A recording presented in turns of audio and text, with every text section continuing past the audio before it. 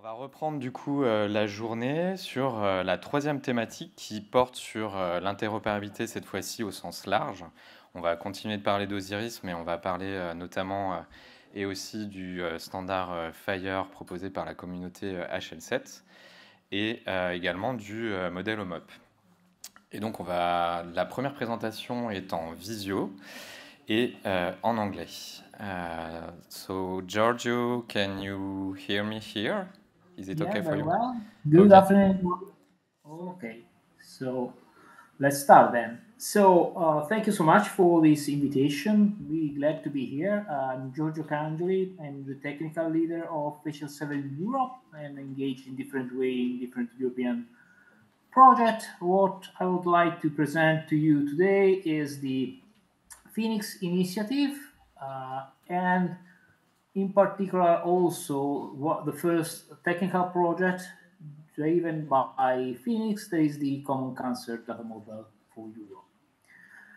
Phoenix supposed to be, sorry, I don't know why it's not moving. Okay. Okay, now it's good. Phoenix is supposed to be and try to be the first European accelerator. This is where we are working on. The idea is today to give a little bit of context about this initiative, to introduce in general the Phoenix initiative, to describe, as I was saying, the Common Cancer Data Model project, and hoping that all that will convince some of you to join us and to help us in that journey. So, I don't think that I need to spend too much time here to explain why cancer is important, the impact that it has in Europe, how also for the European Union this is a key element and hot topic for the program at the European level. And also, I don't think that I need to spend too much time to convince you how the capability of sharing data is a key factor in order to support care provisioning and research in this field. So, I believe that all those that are working in this field have, let's say, a dream or a goal to make use and to have available a common cancer data model that might be agnostic to the type of cancer that might be usable across different use cases so that the same data could be used for the care provisioning. Just sorry, Giorgio, Yeah. we can't see your slides. You cannot see in my slide. The next now yes, it's okay. What do you see? We have a dream. Oh, that's okay. So is it right? Is the right slide there? Yeah. I inform you when I move the slide, so we can check if you see the slide.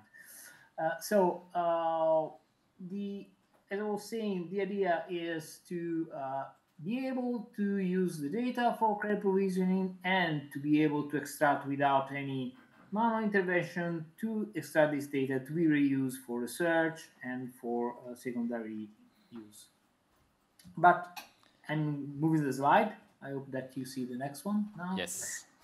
But the idea to have that done is obviously we need to engage different kind of expertise, different kind of stakeholder. We need to offer a space where all these different initiatives, institution, organization can cooperate and work together towards that common standard.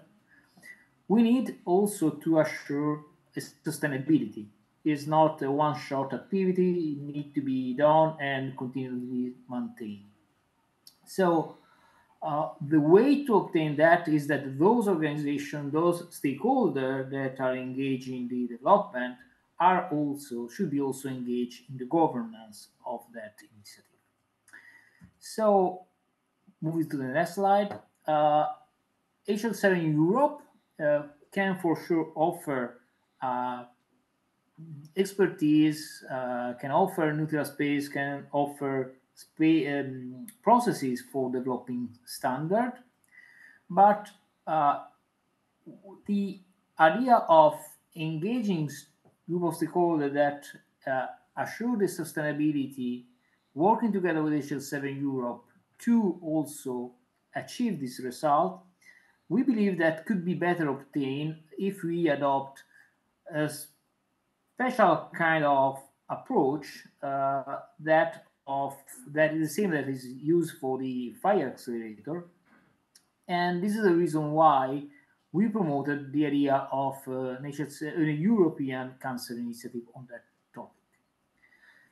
The main goal of that are obviously that of drive consistency, so ensure that the data are consistently structured and interoperable, help and work on speeding up the implementation, so offer all the supporting material, educational specification that can be enable and accelerate the adoption of fire-based specification.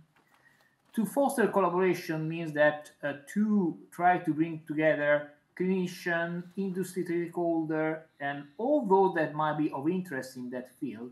And last but not least, to ensure relevance. It's not only important to make a good standard, but we need to be sure that what we are doing can be considered in the proper way at the different level, national and European level, and eventually global. This is where the Phoenix initiative come in, because the vision of that initiative is that of work in order to enable the interoperability of data across cancer care and research. And the idea to achieve that vision is to have that initiative playing a leadership role in the development and adoption of European standard for cancer. And this is supposed to be done promoting, as I was saying, a unified approach that takes together the part of care provisioning, research, closing the loop between the care and the research part, aligning and contributing to the Health Data Space Initiative. This is another relevant thing that we need to take in account, and also fostering a unified ecosystem that include healthcare provider, researcher, policymaker, collaborating to achieve the result that I mentioned. This is what the Phoenix Initiative is looking for and is working for. So this is not a thing that is happening right now. It's a long journey. The idea was started January last year during the HL7 working group meeting. Maybe some of you were there working around that concept of common cancer data model. We, as during the 2024, we started engaging potential founding member to set up that initiative. In January, it was started the technical activity for a European Common Cancer Data Model and Fire Implementation Guide, at the European level. During the Lisbon meeting, there were the official kickoff, and the goal is to have the first result to be shared in May 2025 at the HL7 International Working Group meeting in Madrid, and to proceed in that direction.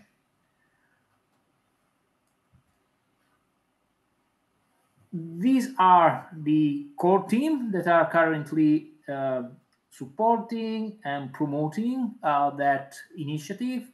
You can recognize maybe some organization that you know very well. There is also the Charité, Berlin Institute of Health. We have the Dutch National Cancer Institute, and others are joining to promote and to support that initiative.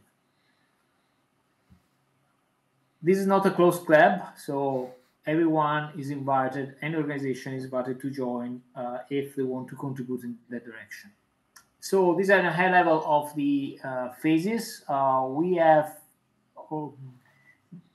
overcome the part of inception. We are in the formation phase, means that we are trying to finalize some formal aspect in order to be ready to the true operation, in which you're supposed to enlarge the number of members, to initiate also other supporting initiative, and to increase the recognition of that initiative. This is the 3-year plan, very high level. The first objective is to arrive to a ballot for the Common Cancer Data Model for this year, trying to engage new people, and we are also working in parallel to have a formal recognition as HL7 Fire Accelerator Program. We are working on that, but is partially relevant. In 2026 and 2027, as I was saying, the intent is to try to increase the number of educational dissemination activity, try to organize some Art on Heaven, to also look to some funding project to better promote and support the initiative, to see if we can start having some initial pilot adoption of the model, and to continue in that direction for the following year. Obviously, these are the current plan, but the real plan is decided by the steering committee that is made by the member of the initiative.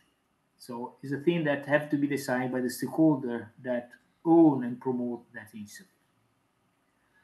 As I mentioned, the European Common Cancer Data Model is the first technical project of that initiative of Phoenix. The scope of that project is to define a minimal, extensible, non-exhaustive cancer data model.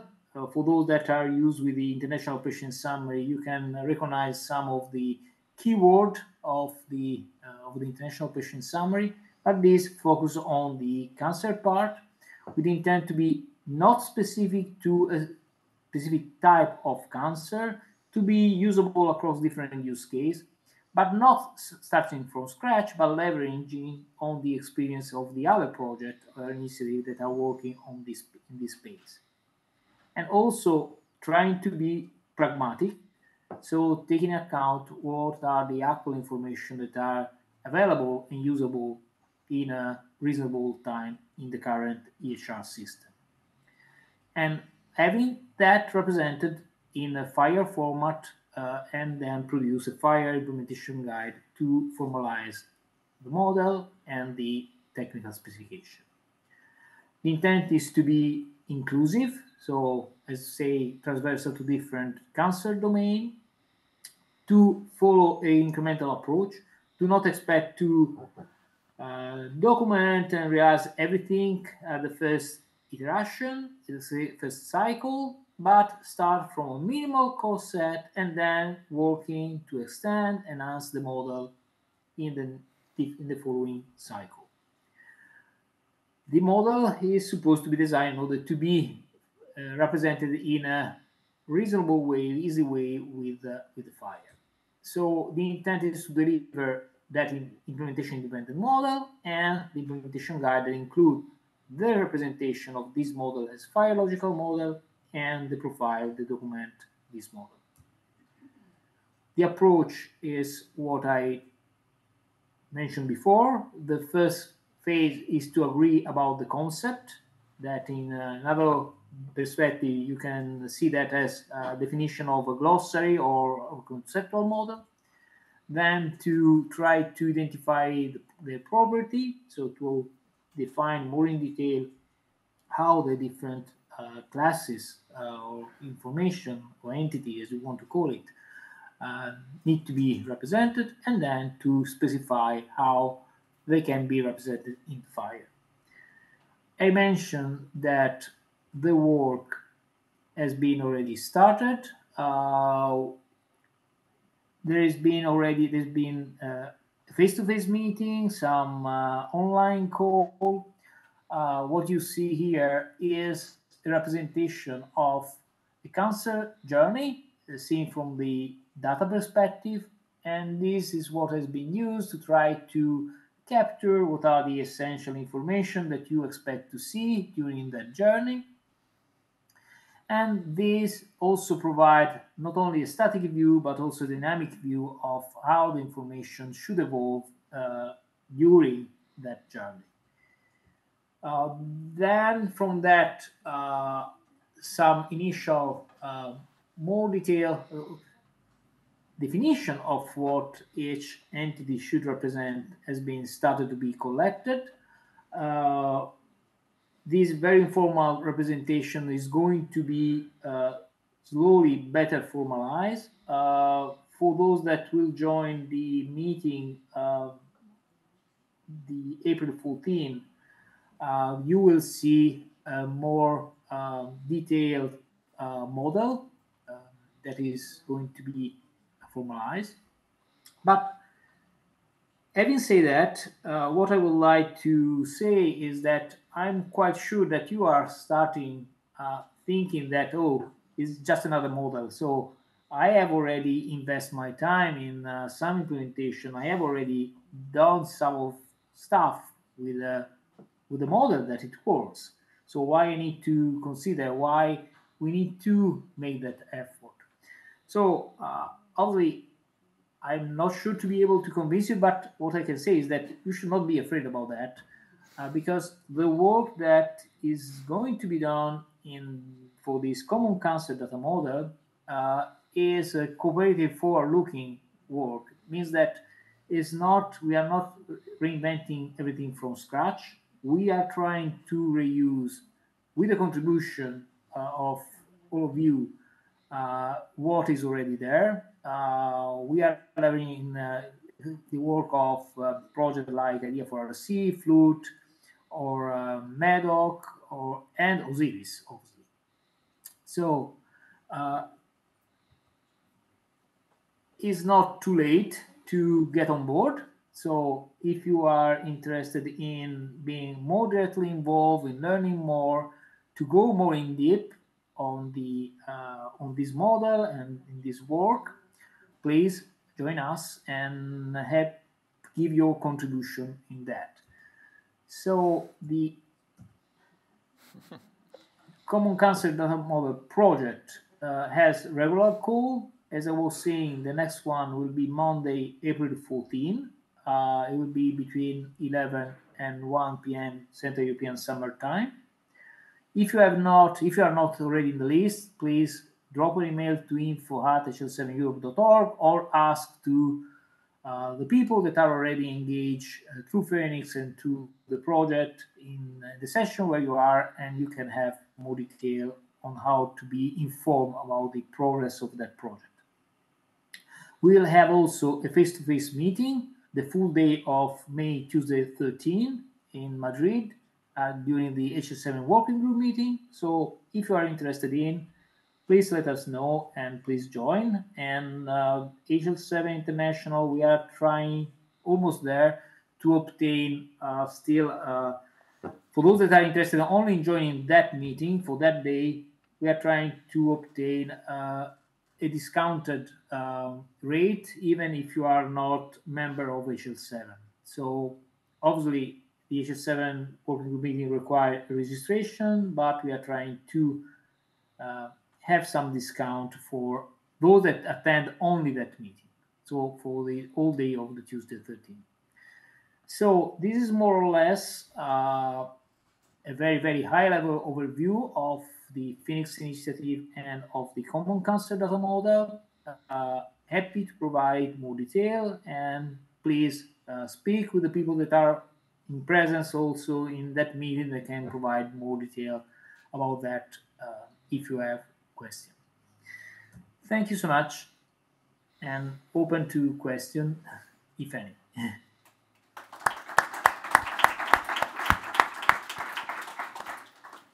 Thank you very. Yeah, we can see you, Giorgio, now. So if there is some question here, I can also translate if you want. Hi, Giorgio. Thank you for your presentation. I have one question. You said the model was going to be fire-based, and my question is, how is it going to be different from ENCODE, for example?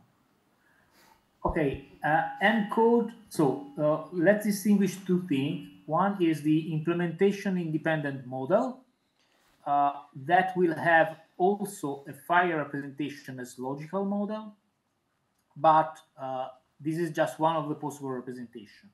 Then you will have a fire implementation of that model.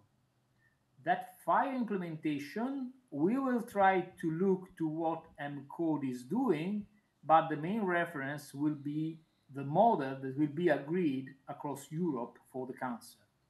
Because one thing that we notice, besides that some of the ENCODE profile are designed for US scope, one basic thing might be the vocabulary binding, but it's not only that. But if you look, the main focus of the ENCODE seems to be on the care provisioning part.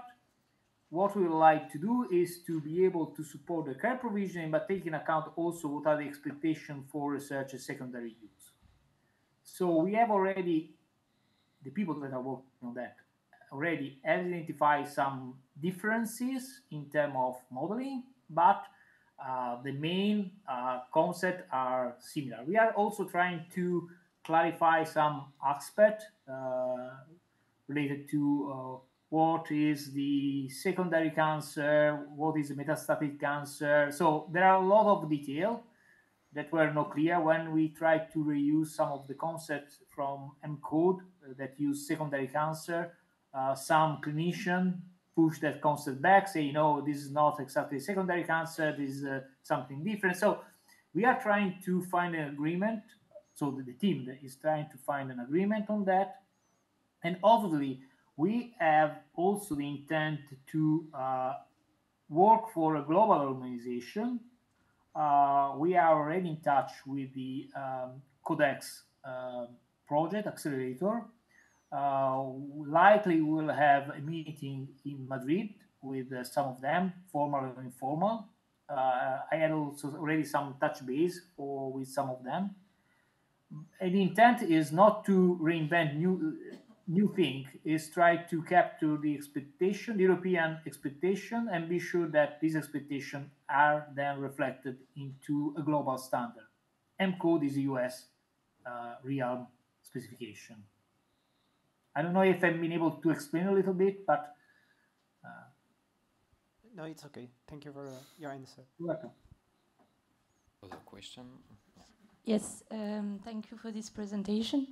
In the frame of European Health Data Project, there will be a common data model. How are you in contact with that European initiative to be sure that the common data model you are implementing will be used in that context?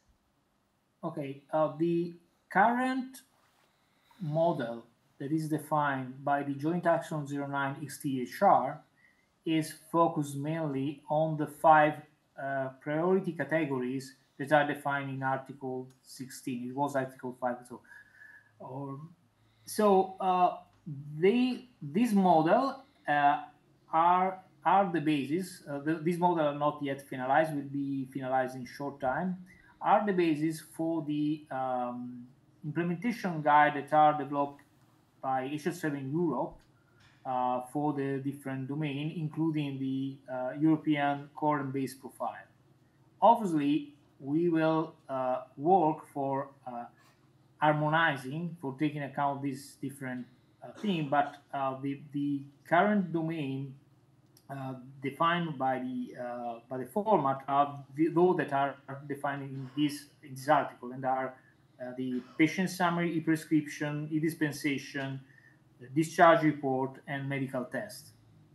So this does not cover what are the expectations, the need that you have, or only partially, the need expectation that you may have for the cancer part. So that reason why I believe that there is also a strategic role of Phoenix in offering to European Commission also a solution for, let's say, new domain that are not currently defined or specified, but can be offered for being used at the European level.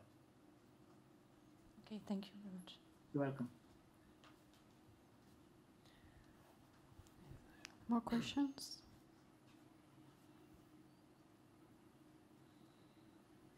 I think it's okay, Giorgio. So I know you were very busy today working at European level, so thank you very much for your time, and see you soon. Thank you so much, and hoping to see some of your attendees joining us in this Common Cancer Data Model and contributing to that. Thank you so much, and thank you for the invitation. Have a nice day. Bye-bye, everyone. You too. Bye, Giorgio.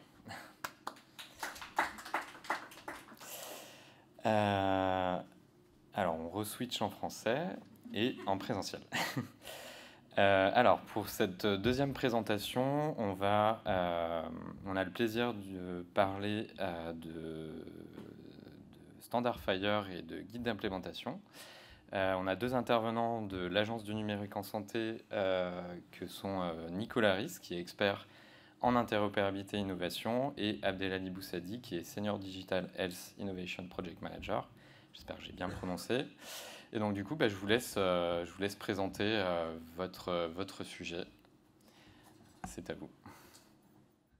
Bonjour à tous. Donc, Abdelali Boussadi, je suis expert e-santé auprès de l'Agence du numérique en santé. Et je vais vous parler d'interopérabilité de données de santé et de bonnes pratiques de modélisation. On va faire d'abord un focus sur le standard du moment, donc c'est FHIR. Pour ceux qui ne connaissent pas, ça s'écrit FHIR, donc pour Fast Healthcare Interoperability Resources. FHIR est d'abord un modèle de données de base, où la plus petite unité d'échange est appelée ressource. Et donc vous avez des ressources pour modéliser un patient, pour modéliser une observation, un médicament, etc. Donc FHIR, ce n'est pas uniquement un modèle de données, c'est aussi un ensemble de spécifications qui sont là pour accompagner la mise en œuvre des messages d'interopérabilité. Donc vous avez des spécifications pour mettre en œuvre un serveur de terminologie, des systèmes d'aide à la décision, etc. etc. FHIR, c'est également un ensemble d'outillages, principalement deux outils qui sont en open source et qui sont publiés par HL7, donc HL7 qui est l'éditeur de FHIR. Donc vous avez deux outils, HL7 Validator qui va vous permettre de valider syntaxiquement et sémantiquement les messages d'interopérabilité, et HL7 FHIR Publisher qui va vous permettre de publier les spécifications quand vous les écrivez. Et il va vous permettre aussi de gérer le versionning des spécifications. FHIR, c'est également une méthode, si on peut dire une méthode, mais c'est une façon de modéliser qui s'appelle le profiling. Et donc profiler, ça veut dire partir du modèle de base, lui apporter des modifications pour l'adapter à un cas d'usage et le publier sous forme de ce qu'on appelle un Implementation Guide FHIR, ou un IG FHIR, ou un IG FHIR. Donc vous allez vous retrouver avec des IG FHIR qui contiennent des modèles de données standards, et vous allez vous retrouver aussi avec des IG FHIR qui contiennent un modèle de données standard et plus encore une architecture de déploiement standard. Alors, donc jusque-là, tout est bien. Donc on vient vous parler avec Nicolas de bonnes pratiques, c'est qu'on a vu des mauvaises pratiques. Et donc principalement, ces mauvaises pratiques ont été décrites dans un papier qui a été publié par Mark Kramer. Donc Mark Kramer qui travaille depuis 30 ans sur des problématiques d'interopérabilité de données. Le papier a été présenté à l'AMIA, donc l'American Medical Informatics Association, qui est une des conférences les plus connues en informatique médicale. Et le papier s'intitule FHIR Profile Proliferation, a Data Science Approach. Donc il a utilisé un mot combiné entre profil et prolifération. Et donc ça veut dire, ce que ça veut dire, c'est qu'il a constaté une prolifération de profils FHIR dans l'écosystème. Donc qu'est-ce qu'a fait Mark Kramer exactement? Il a analysé un corpus de 125 implementation guides, donc 125 modèles de données, Février 2022, principalement du Fire version R4. C'était la version la plus utilisée à l'époque. Ça concernait 11 pays, différents domaines dans la gestion financière, la santé publique, l'administration, le soin aux patients, etc., etc. Donc, je vais essayer de vous résumer les résultats. Il a beaucoup de résultats. C'est très intéressant son papier, donc je vous invite à aller regarder. J'ai essayé de résumer ça en 2 points. Le premier point, c'est qu'est-ce que l'écosystème modélise en faisant des profils Fire. Et bien, principalement, ils profilent la ressource observation dans 25% des cas. Et ils utilisent dans leur pratique de profiling des contraintes, la contrainte must support par exemple, donc ça parlera surtout aux gens qui travaillent sur Fire, et la modification de cardinalité dans les modèles de données, donc modifier le minimum et le maximum. Donc ça, il n'y a pas de problème. C'est la deuxième partie où il y a des problèmes, c'est que Mark Kramer rapporte une prépondérance des mauvaises pratiques de profiling et de modélisation dans l'écosystème. Et donc principalement le fait de définir des extensions, donc en fait des modifications dans le modèle de base, mais qui existent déjà.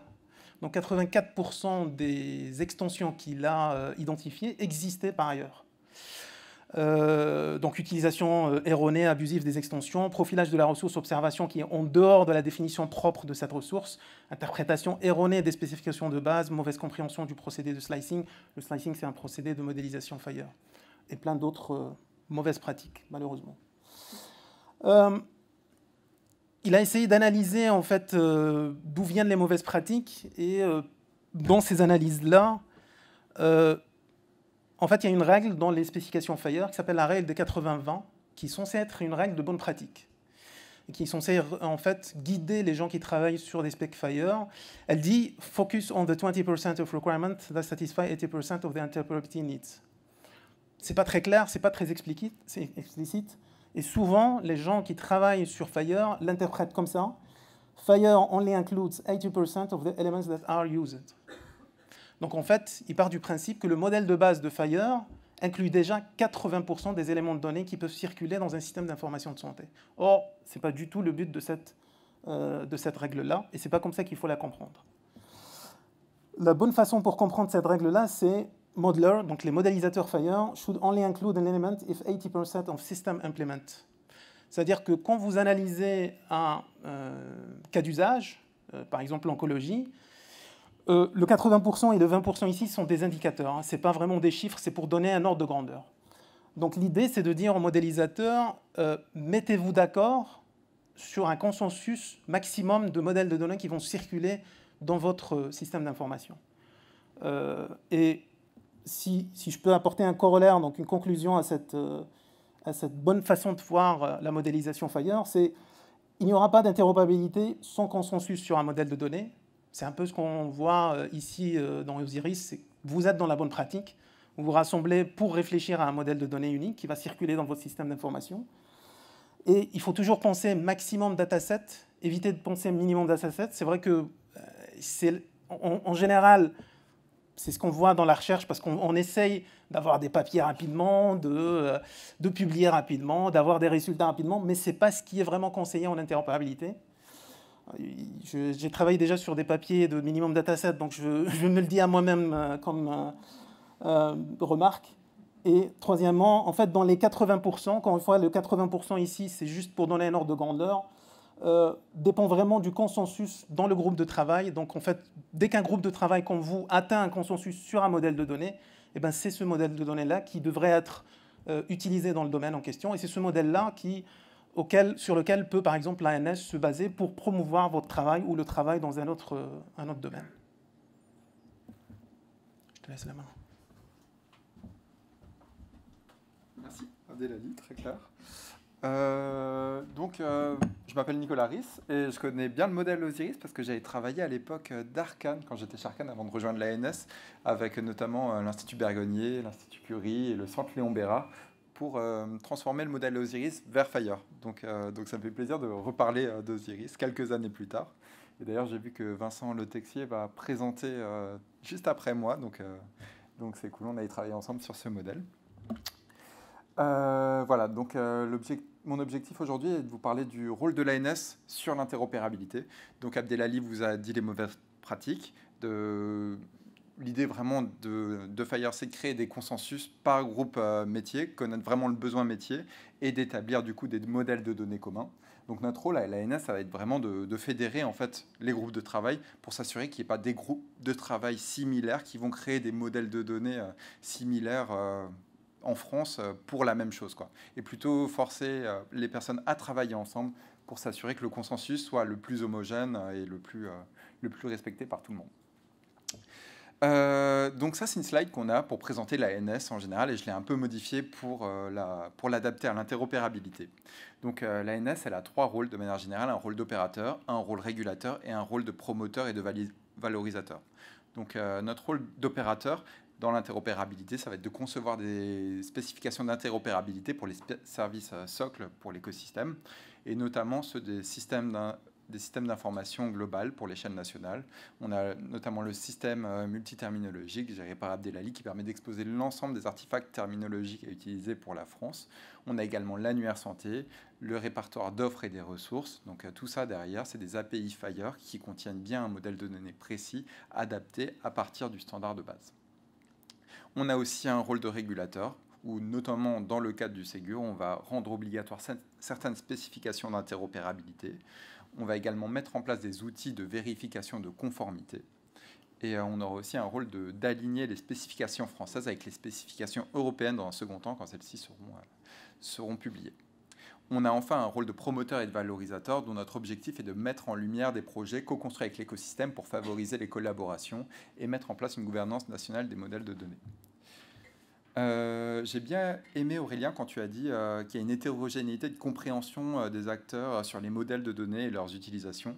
Et je pense que c'est un peu notre rôle à l'ANS, du coup, de sensibiliser et d'avoir vraiment de fédérer en fait, entre les acteurs médicaux qui connaissent vraiment le besoin métier et le besoin de partage des données de santé, les acteurs plus techniques, interopérabilité, dont le but est vraiment d'aligner l'usage de standards autant sémantiques que syntaxiques, pour s'assurer que tout le monde parle vraiment le même langage. Donc pour faire ça, on va mettre en lumière l'ensemble de nos spécifications. Donc si vous voulez voir les spécifications dans notre rôle d'opérateur que l'on développe, vous pouvez aller sur ce lien interop.isanté.gouv.fr/FHIR ou scanner sur QR code.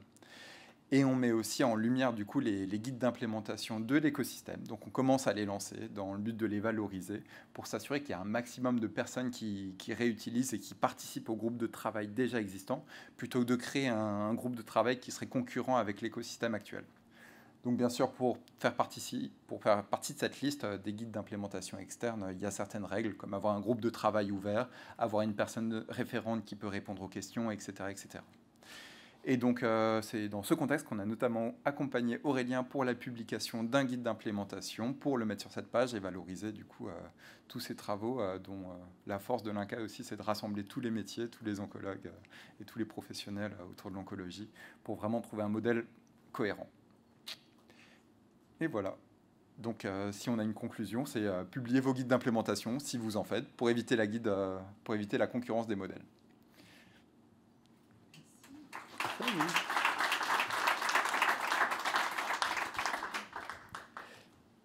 Avez-vous des questions pour Abdelali ou moi ?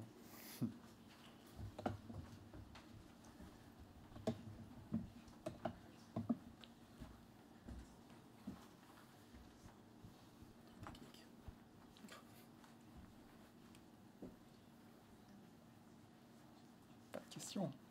Ça a été hyper clair. Soit trop clair, soit trop technique. Si, on a une question. Ah, Florent. Oui, Nicolas. Est-ce que vous pouvez rappeler quelles sont les conditions justement qui font qu'une fois qu'on a écrit un IG, il peut être derrière endossé par l'ANS et à quelles conditions en gros ? Alors, donc, aujourd'hui, cette page des guides d'interopérabilité externe, c'est tout nouveau. On l'a mis en place récemment.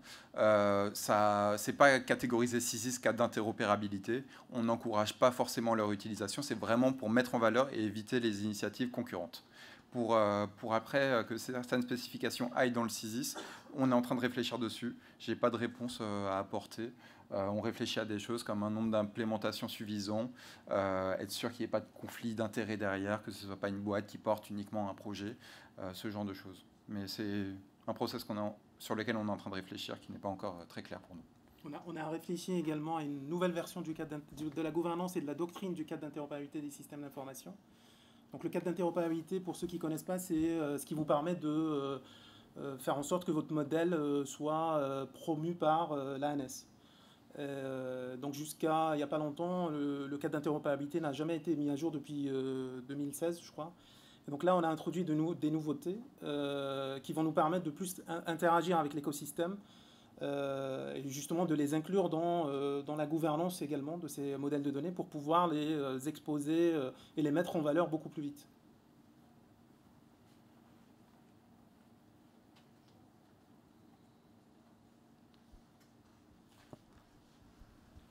Oui, moi j'ai une petite question sur... vous parliez d'implémentation concurrente. Comment vous faites pour définir ce que c'est que 2 implémentations concurrentes et si, enfin, est-ce que vous avez une méthodologie qui permet d'évaluer ça concrètement? Il n'y a pas vraiment de méthodologie, mais à partir du moment où on va sur un registre Fire, là où il y a toutes les implementation guides, qu'on tape un mot-clé dans un domaine et qu'on se retrouve dans une même zone géographique avec une dizaine de modèles possibles, bah, à partir de là, on est dans un cas où il y a une prolifération de profils. Et donc ça va faire en sorte que l'écosystème sera perdu. Qu'est-ce que j'implémente, ce modèle-là ou l'autre modèle?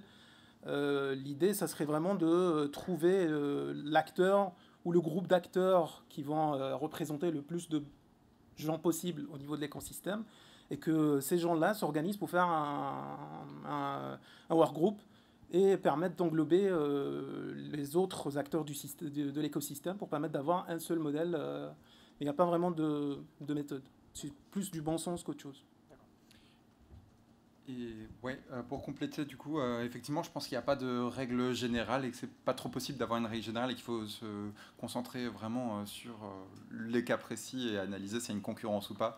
Mais je pense notamment à Kereval, du coup, qui a travaillé avec le CHU de Rennes, qui a travaillé sur le projet Oncofer côté ANS. On s'est dit, il y aurait peut-être une concurrence entre Osiris et Oncofer.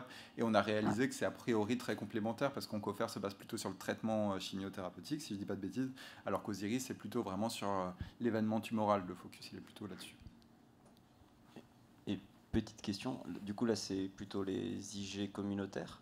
Le rôle d'HE7 France, donc Interop Santé là-dedans, par exemple les groupes de travaux qui sont réalisés sur les dispositifs médicaux, est-ce que l'IG sera publié aussi dans cet environnement ou c'est quoi le... Il y a déjà le guide d'implémentation de télésurveillance dedans.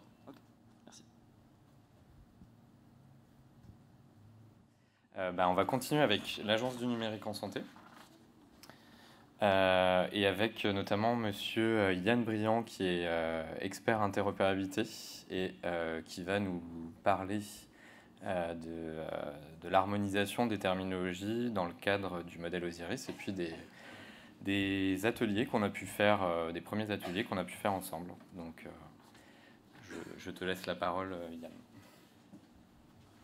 Bonjour déjà, en attendant que l'image vienne. Voilà.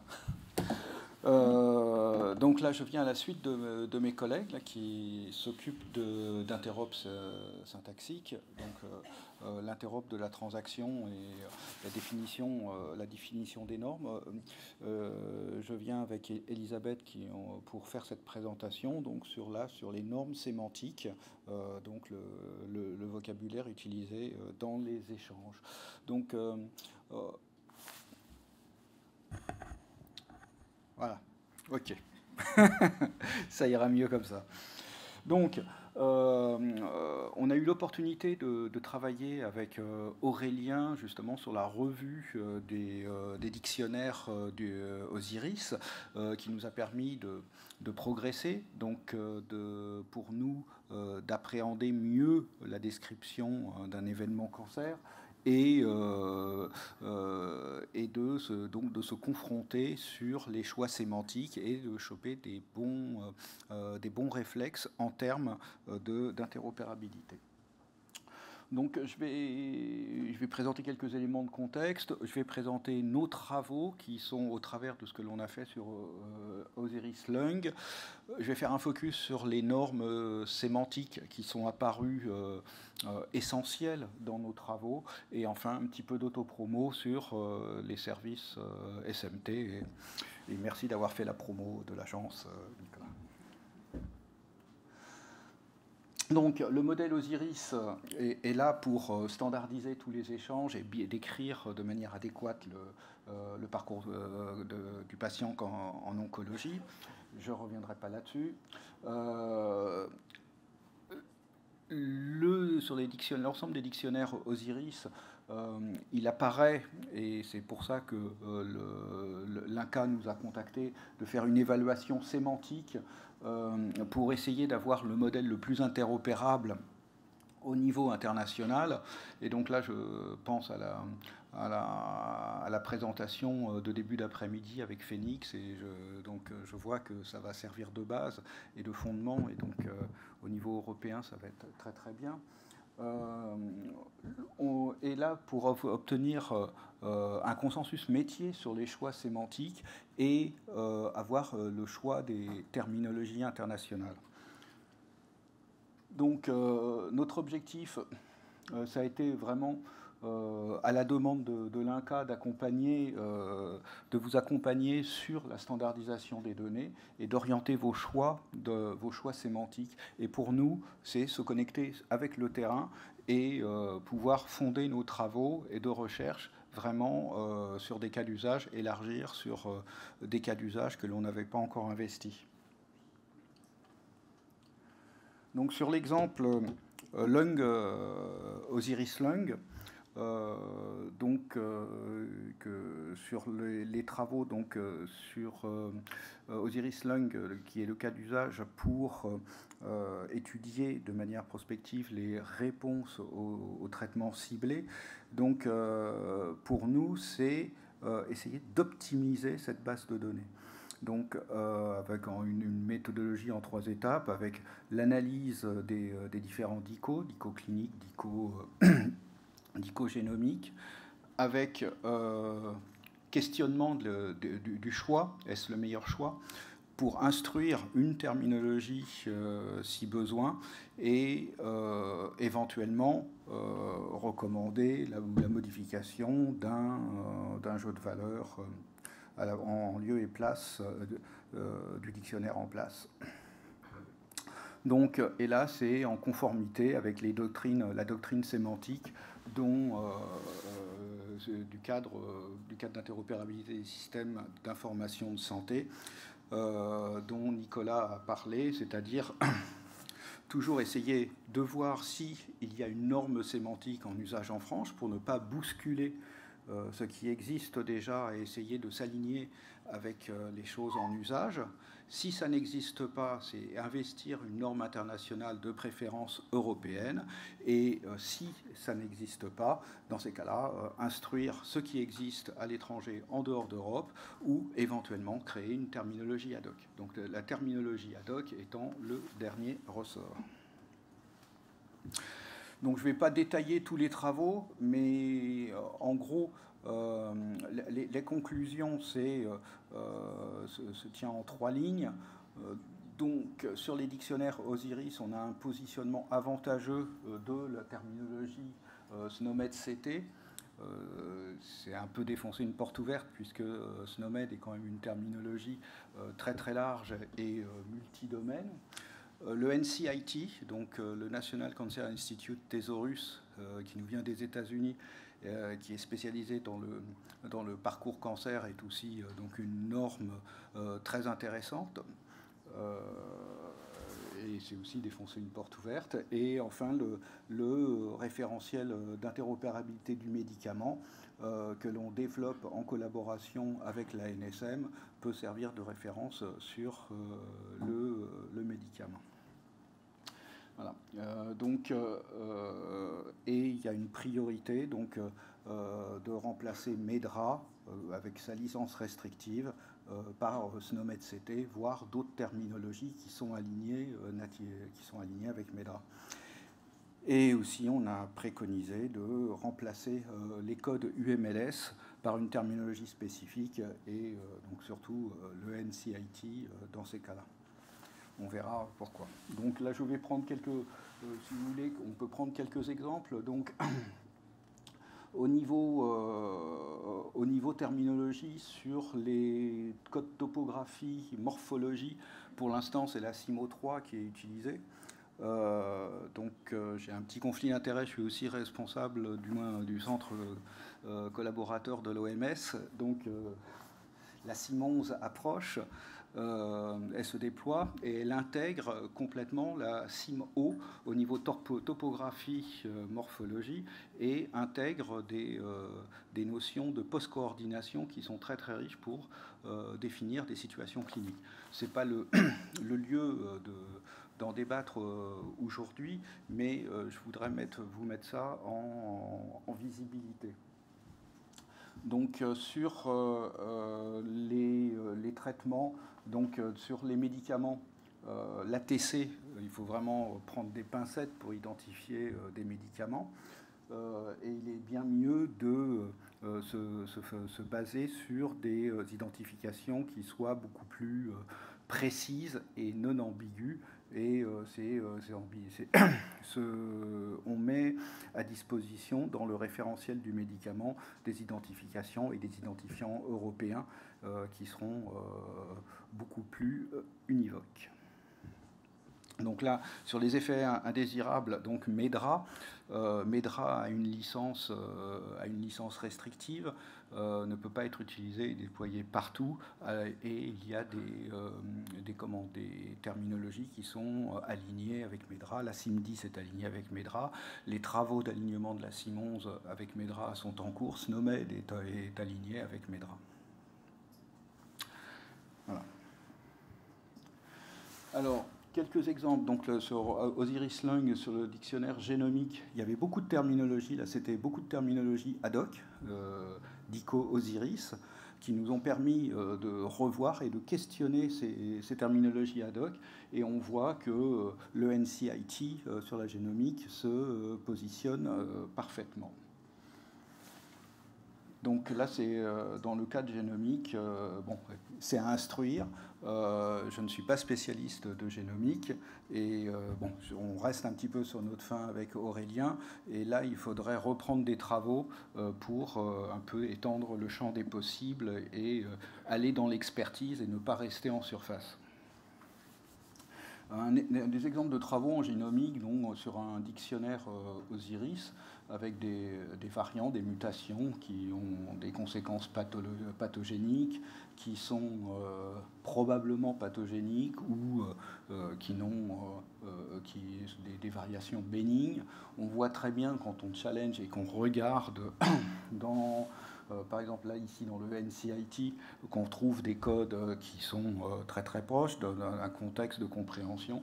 Et après, ça permet d'étendre le champ du possible quand on va examiner la terminologie pour savoir, justement, on parlait de modèles de données agnostiques du cancer. Là, on est dans le cas du cancer du poumon. En regardant dans l'arborescence, on peut voir d'autres concepts qui sont proches et qui ouvrent le champ des possibles pour les chercheurs et étendre ces jeux de valeurs et ne pas rester affigé, ah ben non, notre DICO, il contient que ça, etc., que ça soit évolutif et agnostique.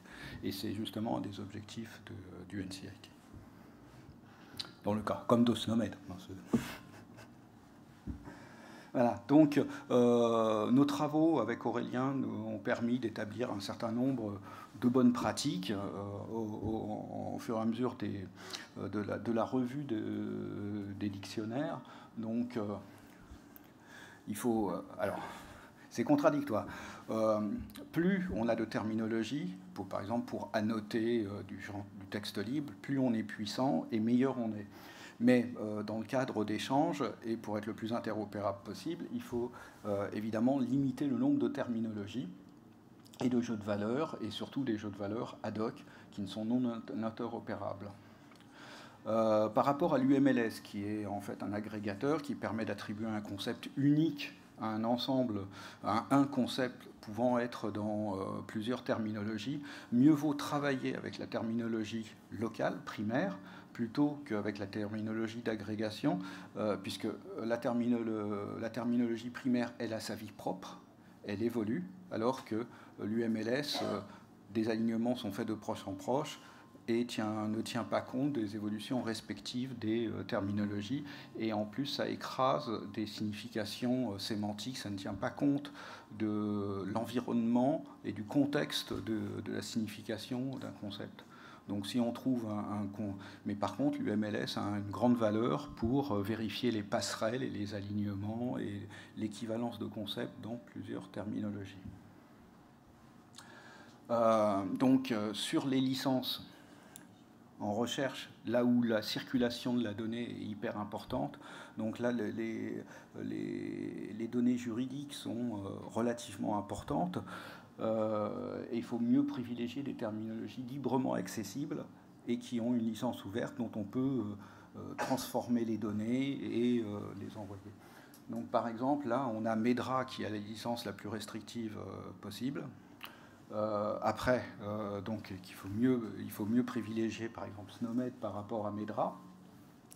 Et SNOMED, c'est aussi une licence propriétaire qui est assez restrictive, mais on a acheté la licence en France pour une utilisation gratuite et les données sont librement accessibles à condition d'accepter la licence, qui n'est pas une licence ouverte, mais on peut se servir des données comme on veut. Et par rapport à la CIMONS, elle, c'est une licence de libre diffusion. Donc là, c'est gratuit. On y a librement accès. L'État, la France, Dieu merci, adhère encore à l'OMS et on a l'usage libre de la CIMONS. Mais par contre, ça passe par une gouvernance relativement restrictive où on ne peut pas faire des œuvres dérivées, on ne peut pas modifier un code, créer son extension. Ça doit pousser par la gouvernance et donc le mécanisme onusien de changement. Donc un gros paquebot. Et après, par rapport au NCIT, qui est développé par l'université, maintenu pour une communauté de recherche qui est complètement libre, ouverte, dont on peut prendre les données, les modifier, rajouter des codes. Et si on veut que les codes bénéficient à tout le monde, on se met en contact avec la gouvernance, on écrit un papier, un argumentaire, et le code apparaîtra dans le NCIT. Voilà. Et travailler avec le modèle CDM du projet OMOP impose un certain nombre de règles au niveau sémantique, puisque toutes les terminologies ne sont pas référencées. Donc c'est très SNOMED, médicaments c'est très RxNorm, etc. Donc ça apporte quelques contraintes dont on pourra débattre. Au niveau des choix sémantiques, ça a quand même des importances, puisque si on veut travailler en modèle OMOP, on peut choisir des terminologies non standards, mais si on veut échanger, il faudra, pour recourir à l'outillage OMOP, il faudra passer dans des terminologies standards. Donc si les concepts n'existent pas dans les terminologies standards, il va y avoir des pertes d'informations et des transferts d'informations qui seront un petit peu abîmés en fonction des passages. Donc nos recommandations. Dans le dictionnaire Osiris, donc je ne reviens pas là-dessus. Donc positionnement de SNOMED CT pour des termes plutôt génériques, c'est multidomaine. Le NCIT pour des termes très spécifiques. Là, vous devez me croire sur parole. Le remplacement de Medra par une terminologie avec une licence plus permissive. Et dans le génomique, donc on voit que le NCIT a parfaitement sa place. Voilà. Je te laisse la parole, Elisabeth. Merci Yann. Bonjour à tous. Alors, je vais vous faire un focus sur la SNOMED CT. Oh, je suis allée trop vite. Alors, la SNOMED CT, c'est une terminologie médicale internationale qui permet de coder, mais aussi requêter et analyser des données de santé. C'est une terminologie qui est gérée par une organisation, la SNOMED International, qui est constituée de 51 pays représentants, dont la France, suite aux accords qui ont été signés il y a maintenant 2 ans. C'est une terminologie qui est très riche. Elle comporte plus de 370 000 concepts, qui sont en fait liés à plus de 1 600 000 descriptions, et qui est aussi construite autour d'un réseau de relations qui sont vraiment très nombreuses parce qu'il y en a plus de 3 millions. Alors, si on regarde l'organisation de la SNOMED en 3 points, tout d'abord, tout repose sur des concepts. Alors, le concept, c'est une idée clinique unique qui est représentée par un identifiant numérique. les descriptions, ce sont des libellés qui sont rattachés au concept pour permettre à un humain d'en comprendre le sens. Et ces descriptions sont très nombreuses. Hein. Comme je vous le disais précédemment, il y en a plus de c'est tellement énorme, hein, que j'en oublie les chiffres.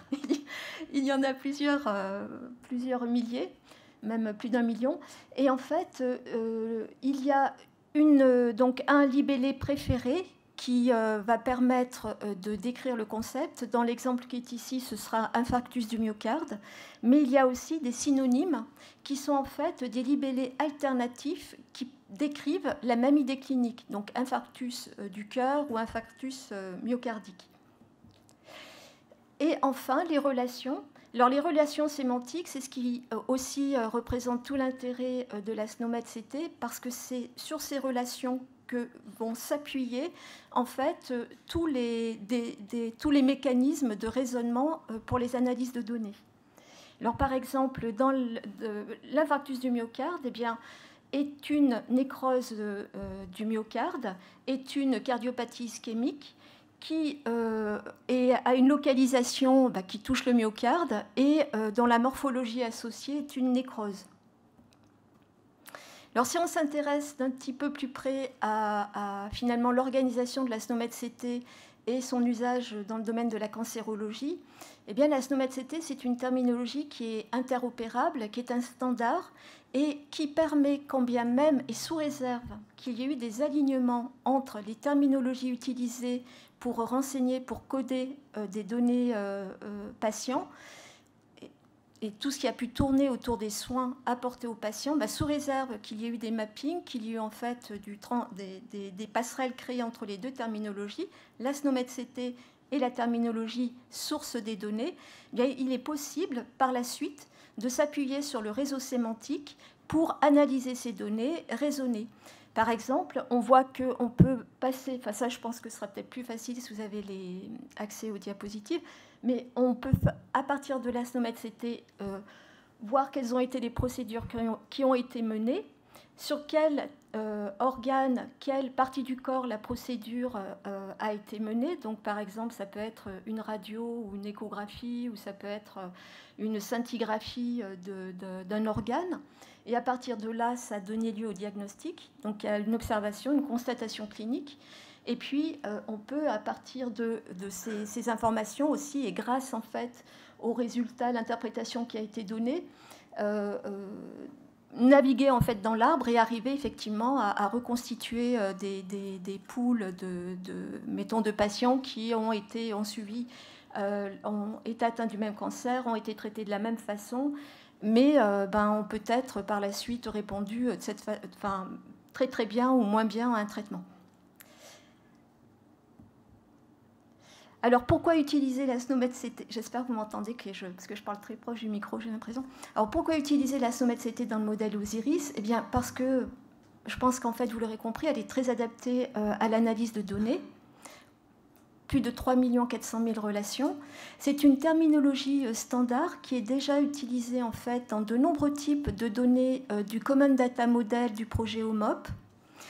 C'est une ressource collaborative qui est mise à jour de façon mensuelle grâce à la participation de l'écosystème, mais aussi au travers de partenariats ou d'accords qui ont pu être signés entre la SNOMED internationale et divers organismes, comme Orphanet, par exemple. C'est également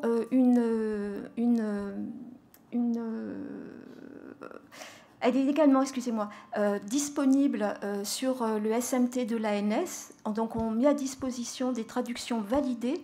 Ces traductions ont été travaillées dans le cadre d'un groupe de travail francophone qui réunit donc les pays francophones, la Belgique, la Suisse, le Luxembourg, le Canada et la France, et qui permet en fait d'une façon collaborative et participative de travailler à la traduction, parce que finalement tout seul, avec plus d'1 million de concepts à traduire, c'est un travail titanesque. Mais voilà, il y a vraiment une grosse collaboration. Et il faut savoir qu'en juin, une nouvelle version donc, de l'édition nationale française de la SNOMED sera disponible sur le SMT de l'ANS, et elle devrait elle devrait, enfin, la couverture des traductions devrait représenter environ 58% de la SNOMED. Et enfin, il est l'ANS et l'unité de production de la SNOMED dans son édition en français. Ce qui présente en fait un avantage, c'est qu'il y a une facilité pour ajouter des concepts ou alors aussi pour revoir des traductions, parce que ça représente un gros volume de traduction, ça représente énormément de travail. Personne n'est à l'abri de coquilles, donc si vraiment vous en notez au travers de votre exploration de la SNOMED-CT, nous sommes vraiment preneurs de toutes les remontées que vous pourriez avoir.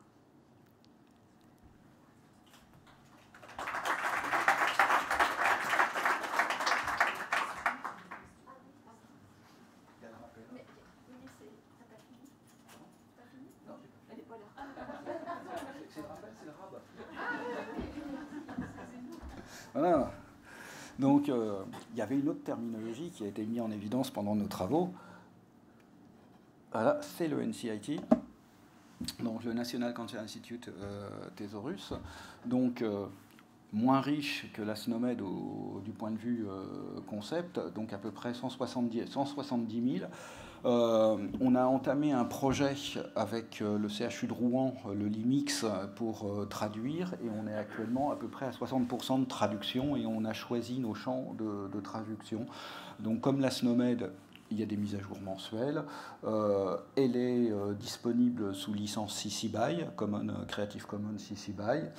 Et donc c'est une terminologie qui est plutôt universitaire, tournée vers la recherche et qui s'enrichit au fur et à mesure des projets. Et c'est aussi une terminologie collaborative. Et donc autant la SNOMED est généraliste et peut couvrir d'énormément de cas d'usage, le NCIT est plutôt tourné vers le parcours cancer. Bien sûr, comme sur les effets secondaires, sur plein de choses, le NCIT adopte des concepts plutôt généralistes. Mais ça reste un thésaurus avec des relations entre concepts, mais avec une richesse qui est moindre que celle de la SNOMED. Ce n'est pas du tout les mêmes cas d'usage. Donc les chapitres, donc vous pourrez voir sur les slides où on couvre vraiment tout le parcours de soins, le parcours de soins cancer, et notamment au niveau de la génétique et de la génomique, c'est relativement riche. Alors quand on voit dans ses forces, donc là, ce qu'on a vu, les travaux avec Aurélien ont renforcé ça, quand on match et qu'on challenge le NCIT versus le besoin de données en génétique et en biologie moléculaire, on a une très bonne couverture.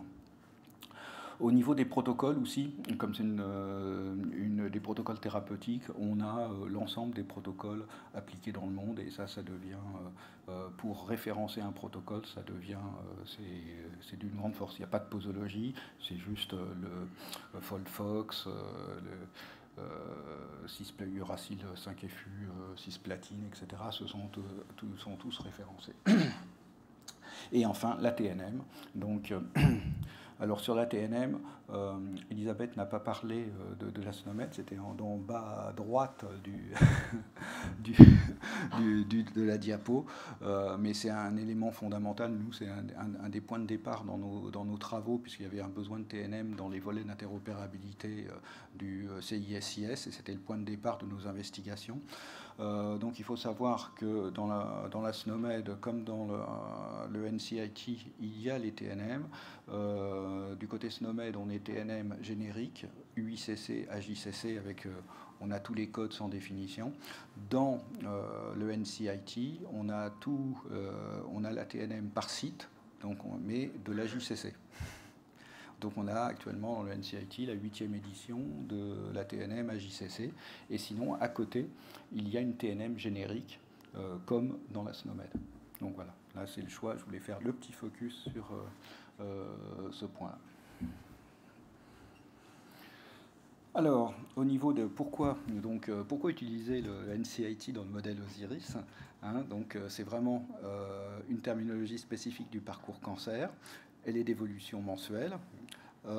Elle est référencée par plein d'organismes, notamment aux États-Unis. Elle est utilisée par le consortium CDISC, qui standardise les protocoles, les études cliniques. Les traductions sont validées, c'est publié sur le SMT comme SNOMED, et c'est aussi une ressource collaborative. Alors la gouvernance est plus légère, enfin c'est une gouvernance aux États-Unis, on ne fait pas partie de la gouvernance au contraire de SNOMED ou de la CIM, de l'OMS, mais le contact est vraiment aisé avec les gens du National Cancer Institute, et il y a un formulaire pour intégrer des concepts. Enfin, il faut argumenter quand même, on n'intègre pas n'importe quoi, mais avec le projet de recherche, la raison pour laquelle on veut intégrer ces concepts, ça peut se faire. Alors, un petit peu d'autopromo maintenant, pour conclure sur ce que disaient Nicolas et Abdelali. Donc là, on va vous présenter l'ESMT, qui est l'outillage du centre de gestion de terminologie auquel Elisabeth et moi sommes rattachés. Et donc l'ESMT, c'est notre outil de publication. Donc vous avez le site, on publie les terminologies au format RDF ou au format FIRE. Donc il y a les deux adresses, il suffit de mettre FIRE au bout de la première adresse et on arrive sur l'ontoserveur. Et donc le rôle de cet outil, c'est vraiment de centraliser la publication des terminologies, de standardiser. Toutes nos terminologies essayent de coller un métamodèle avec les mêmes propriétés sémantiques pour qu'on ne soit pas perdu, et qu'un utilisateur qui télécharge une terminologie, quand il prend une autre terminologie, il n'est pas dérouté par des propriétés exotiques sur lesquelles il doit reparamétrer un certain nombre de choses. Et donc on essaye de cadrer avec tous les niveaux de qualité du web sémantique, le 5 star du web sémantique. Donc nos services, c'est en fait en 4 points. Donc c'est donc on peut chercher des concepts sur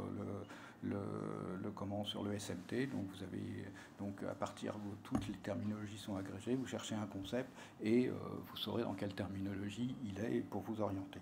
Et on va augmenter ce service en mettant à disposition des utilisateurs une cartographie qui permettra d'illustrer ce à quoi correspondent nos terminologies et dans quel cas d'usage elles sont utilisées.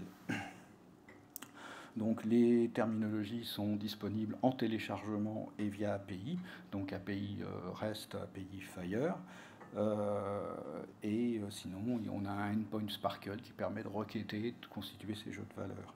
Et enfin, donc on assure un support et de la formation aux utilisateurs. Ça va être un petit peu en devenir parce qu'il faut se muscler. En quelques chiffres, donc on a un catalogue qu'on a monté entre 2019-2020 avec 48 terminologies cibles. On en a maintenant 28 qui sont au format interopérable, RDF, FIRE. On a à peu près 15 000 téléchargements en 2024. Sinon, on est donc 56 700 visites sur notre site, ce qui représente quand même une bonne montée en charge compte tenu de l'écosystème extrêmement réduit que l'on a. Donc voilà, les cartographies, quelques mots pour présenter et pour terminer le speech. Donc on essaye de les présenter en fonction du parcours de soins, donc les motifs de contact, la notation des signes et symptômes, les investigations, les diagnostics et enfin les traitements, interventions de santé, que ce soit des actes médicaux, des dispositifs médicaux ou des médicaments. Donc on est particulièrement riche, il y avait de grosses demandes sur les terminologies du médicament que l'on présente, et sinon en vert en dessous, donc il y a j'ai mis les terminologies qui couvrent tout le parcours de soins, donc que ce soit la SNOMED et le NCIT bien sûr, et c'est logique qu'elles sortent dans notre revue sémantique avec Aurélien. Voilà, donc les prochaines étapes pour nous, l'histoire commence à s'écrire, j'espère que notre collaboration ne va pas s'arrêter là. Donc c'est affiner les choix en fonction des retours d'expérience et des cas d'usage, prendre en compte les évolutions nécessaires avec les différents cas d'usage. Et pour nous, c'est développer l'usage du SMT, essayer d'être à l'écoute être à l'écoute des utilisateurs pour délivrer le meilleur service à la communauté. Voilà, là ce coup-ci c'est fini. Merci.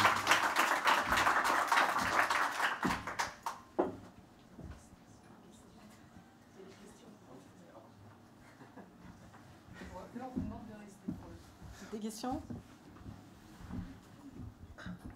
Merci pour cette présentation. Est-ce que vous mettez à disposition aussi des mappings de terminologie? Parce que quand on veut, par exemple, passer de la CIMO 3, auquel on est habitué, à la CIM 11, qui est sans doute parfaite, mais pas utilisée dans les établissements, comment est-ce qu'on fait? Est-ce que vous pouvez nous aider sur ces mappings? Oui. Alors, il y a un certain nombre de mappings, je te laisse compléter après sur les mappings SNOMED.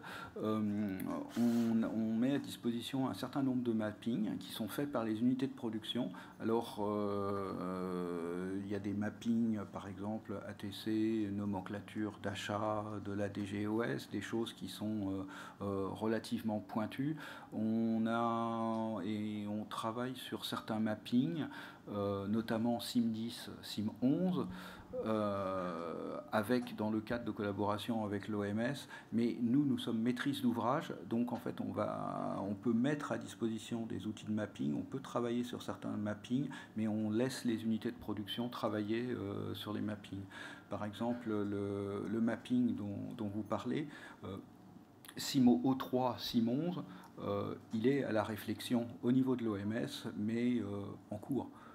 Donc, alors normalement, toutes les topographies, maintenant dans la CIM O3, les topographies sont complètement dans les chapitres principaux de la CIM 11, et les morphologies de la CIM O3 sont directement versées dans le chapitre extension de la CIM 11. Donc là, je ne suis pas assez spécialiste pour faire le mapping, mais si vous êtes habitué au code de la CIM O3, vous les retrouverez dans le chapitre extension, toutes les morphologies de la CIM 11, avec les améliorations dues à l'évolution de la science. Et simplement pour ajouter, en fait, la CIM, pour ce qui est de la... Il y a un alignement entre SNOMED CT et la CIM 10. Et en fait, cet alignement est mis à jour régulièrement au fil de l'eau, enfin tous les mois, avec l'évolution de la SNOMED CT, mais plus de la CIM 10, qui n'est plus maintenue. Et donc, ça, en fait, c'est un mapping que vous pouvez récupérer après avoir accepté la licence en téléchargement sur le SMT. Il y a une petite manipulation à faire parce que les fichiers qui sont récupérés sont au format RF2. Mais si vous avez besoin de la marche à suivre, on peut vous la fournir avec plaisir. Alors, sur Medra. Ah pardon. Alors sur Medra, en fait, comme Medra est une terminologie, comme l'a expliqué Yann, qui est fermée en fait. Il faut accepter une licence, elle est payante et relativement chère, même très chère. Donc en fait, le mapping, en fait, si vous en avez besoin, n'hésitez pas à nous contacter, donc le NRC, en envoyant un email à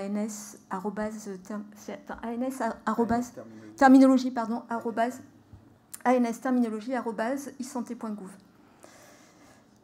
Et donc là, après, on pourra effectivement aussi regarder avec vous et vous donner plus d'informations.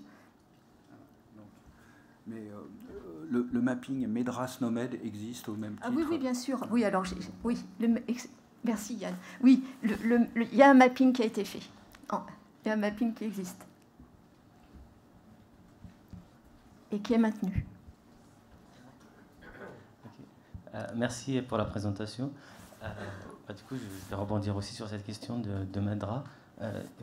Puisqu'il existe en fait dans Osiris une table pour les effets indésirables, est-ce que c'est pas mieux de les décrire avec Medra? Je pense que même s'il existe un mapping entre SNOMED et Medra, mais je pense que dans SNOMED, c'est pas décrit d'une manière très fine que Medra. Ah non, c'est surtout que, comme l'expliquait Yann, alors excuse-moi après, c'est que Medra, en fait, est une terminologie qui n'est absolument pas libre d'usage et qui demande, en fait, de payer une licence.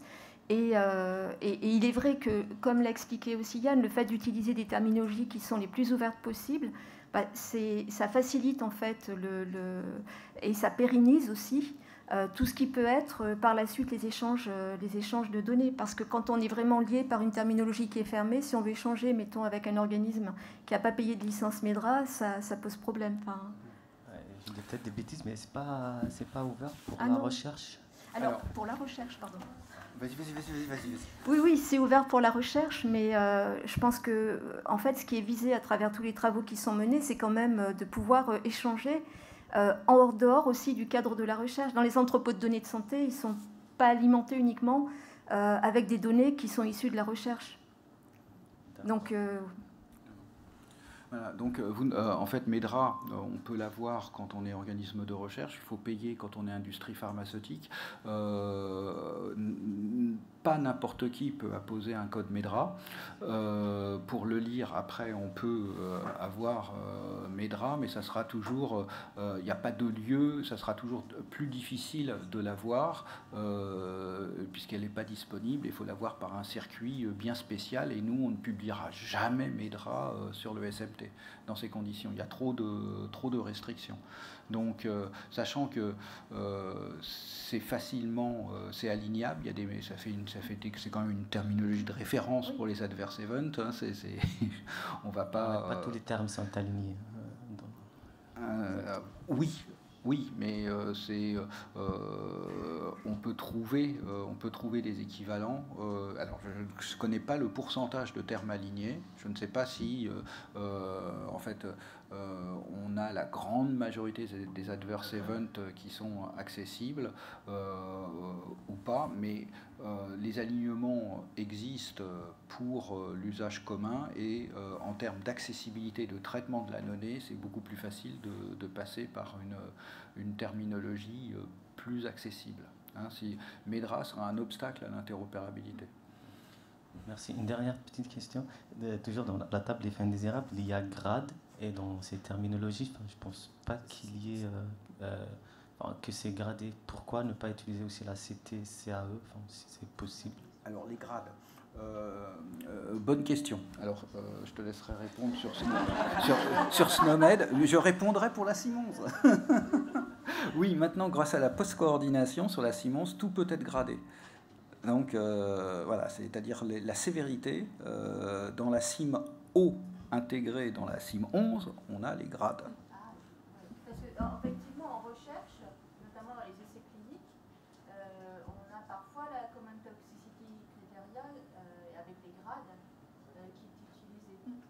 Et ça pose, je ne sais pas quel type de problème ça pose, c'est une deuxième question, mais du coup, on incrémente nos effets indésirables au lieu d'avoir des codes préétablis. On peut avoir des menus déroulants et ça, en termes de saisie et de ressources humaines, c'est juste considérable.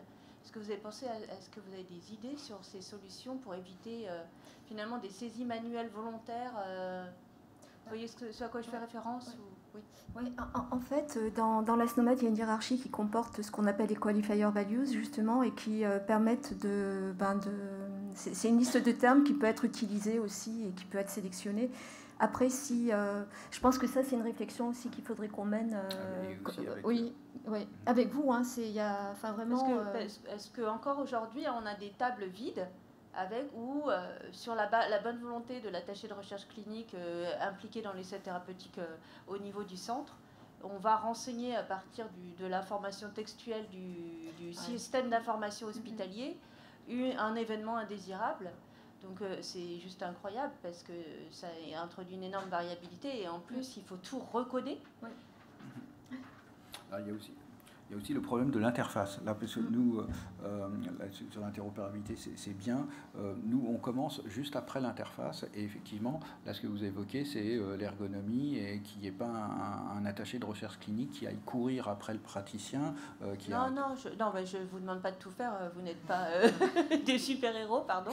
Mais simplement, ce que je trouve dommage, c'est qu'on en reste à implémenter de façon déclarative et manuelle des effets indésirables. Si si on a...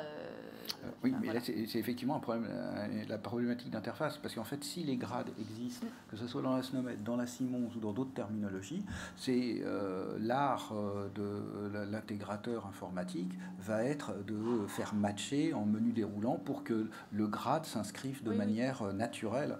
Et c'est vraiment une question d'interface. C'est-à-dire, du point de vue interopérabilité, toutes les données sont là pour être codées, et après, il faut les assembler sur le terrain et les proposer de manière simple. Sans que ça soit. Oui, j'avais une question concernant le NCIT et SNOMED-CT. En termes de périmètre, est-ce que c'est complémentaire l'un de l'autre ou est-ce que c'est potentiellement partiellement, voire beaucoup redondant? En fait, la SNOMED-CT, c'est vrai que c'est une terminologie qui est multidomaine, donc qui en fait n'est pas dédiée à un domaine particulier. Alors, elle est multidomaine dans le sens où, au travers les hiérarchies qui la composent, elle permet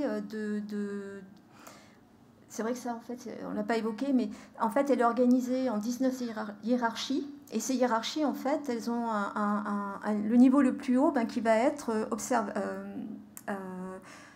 excusez-moi, parce que c'est faire le lien entre la traduction en français, comme tout est en anglais, mais par exemple les structures corporelles, pour les constatations cliniques, pour tout ce qui peut être procédure. Et en fait, il y a tout le réseau sémantique qui va faire que l'on va pouvoir naviguer à partir d'une procédure vers les structures corporelles, parce que c'est le même concept qui va... Enfin, la modélisation va faire appel à ces concepts-là. Mais tout ça pour expliquer qu'en fait, c'est une terminologie qui peut être utilisée dans tous les aspects en fait, de clinique et de soins. Donc que ce soit en cancérologie, pour la cardiologie, en pédiatrie, ça couvre tous les domaines médicaux. Alors que le NCIT est vraiment très spécifique au domaine de la cancérologie. Alors pour répondre à votre question avec à l'aide d'exemples pour te compléter, je dirais par exemple un adénoca je sais pas, de la prostate, voilà, vous le trouverez partout, dans la Simons, dans le NCIT, dans la SNOMED, mais avec un réseau sémantique légèrement différent dans les trois terminologies. Et par contre, les altérations, sans être une base de données, une terminologie complètement spécifique de la génomique, dans le NCIT, vous allez trouver tout un complément, une introduction pour décrire de manière simple les mutations, les conséquences des mutations, etc., qu'il n'y a pas dans la SNOMED. Par contre, dans la SNOMED, vous allez avoir tous les qualifier values que vous allez trouver pour qualifier, par exemple, un effet secondaire lié au traitement, lié à l'évolution de la maladie, lié, etc., et vous pouvez coder des trucs qui sont en texte libre. Donc voilà, donc suffit de réfléchir, et en possédant les deux terminologies, on peut les utiliser de manière complémentaire, et en fonction des cas d'usage, vous êtes au MOP, ça sera plutôt SNOMED, vous êtes local, avec une interaction en différents centres de cancer où on n'en a rien à faire du contenu sémantique du modèle au MOP, vous pouvez tenter les choses. Il y a un petit peu de génomique quand même dans SNOMED-CT. Oui, mais voilà, mais c'est pas, voilà. En fait, vous comprenez que tout, mais c'est pas, je dirais, c'est sûr qu'en termes de profondeur d'information, c'est pas NCIT, c'est pas l'NCIT. Merci beaucoup. Voilà. Merci.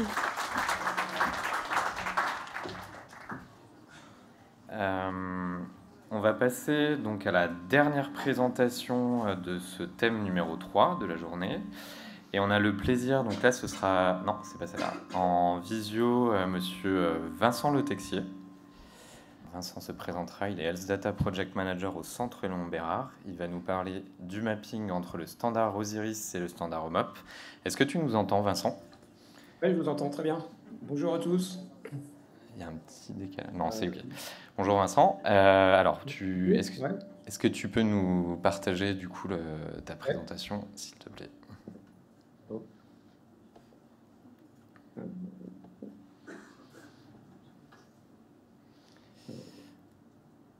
C'est bon, vous voyez mon écran?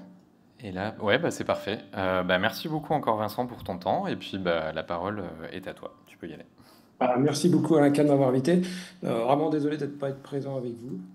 J'avais des contraintes personnelles et je devais rester à Lyon, donc un peu déçu de ne pas pouvoir être avec vous et de partager un peu toutes les présentations, mais voilà, c'est pas grave. Je vais essayer de faire au mieux en visio. Donc on m'a demandé voilà, de faire cette présentation sur l'interopérabilité entre le modèle Osiris et OMOP. Donc c'est une initiative qu'on a au Centre Lombérard d'avoir initié cette interopérabilité. Donc je vais passer à voilà, un peu le sommaire, mais vraiment très rapidement sur les objectifs d'Osiris. Je pense qu'Aurélien en avait beaucoup parlé ce matin. Rappeler un petit peu les objectifs de MOP et voir où on en est sur l'interopérabilité entre ces deux modèles de données, sachant que le cas d'usage que je vais vous montrer aujourd'hui, c'est un cas d'usage dans le registre RACAN de l'Union européenne. Donc c'est un registre sur les cancers solides rares et notamment donc, sur les sarcomes avec des données qui ont été extraites du registre NetSarc. Alors, moi, je vais passer rapidement, mais vraiment, les objectifs d'Osiris, en fait, quand on a commencé le projet Osiris il y a environ une dizaine d'années, on avait donc ces problèmes d'interopérabilité de données, problèmes d'interopérabilité de données cliniques, génomiques, d'imagerie, de radiomique, de radiothérapie, etc. Et donc, on a créé ce set minimal de données, le modèle de données qui a dû être présenté ce matin. Et puis, des problèmes aussi de partage de données, donc une solution technique de partage avec le standard FHIR. Donc, on avait commencé à déployer des entrepôts de données selon ce formalisme de données au sein des différents CIRIC. Donc vous avez le Lyrica de son Pombera et puis différents sites CIRIC, que ce soit à Bordeaux, à Curie, etc. Donc je passe rapidement. Donc vraiment, Osiris, au départ, on l'a initié pour standardiser les données de recherche à partir d'essais cliniques, et c'est après que maintenant on l'étend à des données de soins, à des données de santé qui sont générées au sein des différents systèmes hospitaliers. Donc si on parle maintenant de données de vie réelle, en fait on va partir des données issues du système informatique hospitalier. Donc c'est toutes les données d'observation qui sont faites sur le patient au sein d'un hôpital. Donc on a créé une extension du modèle Osiris qu'on appelle Osiris RWD, qui est Real World Data, qui a comme objectif de centraliser donc, toutes les données qui sont générées au sein de l'hôpital, et puis de les coupler au système national de données de santé, au CNDS. Et puis donc là, ce que je vais vous parler, donc c'est la partie d'en bas, c'est l'interopérabilité un peu d'Osiris avec des modèles de données OMOP, qui sont un modèle de données au niveau mondial, qui aussi permet l'interopérabilité et qui permet en fait d'avoir accès à toute une suite d'outils pour faire des projets multicentriques et faciliter le partage des données. Et puis on avait fait aussi une première initiative, c'était l'interopérabilité entre Osiris et HL7Fire. Donc HL7Fire, c'est pas vraiment, je dirais, un modèle de données, c'est plus un formalisme de description des données pour pouvoir partager des données de soins. Alors, un peu sur le projet OMOP. Donc, je vais essayer de couper ça. Voilà. Observational Medical Outcome Partnership.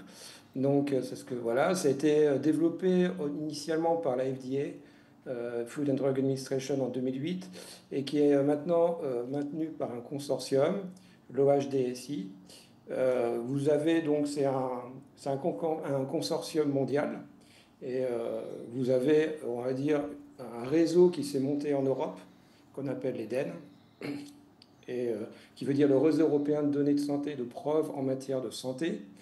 Et notamment, donc, ils font généralement chaque année des appels à projets pour différents projets, que ce soit en épidémiologie, en recherche clinique, que ce soit en cancéro. Il y a eu un appel à projet quand il y avait le Covid-19. Ça peut être aussi sur des recherches des médicaments, donc plutôt portés par la pharma. Et voilà. Et donc il y a eu en 2020, il y avait une initiative qui a été faite par le HDH. Il y a eu un appel à projet pour faire le couplage entre OMOP et le SNDS.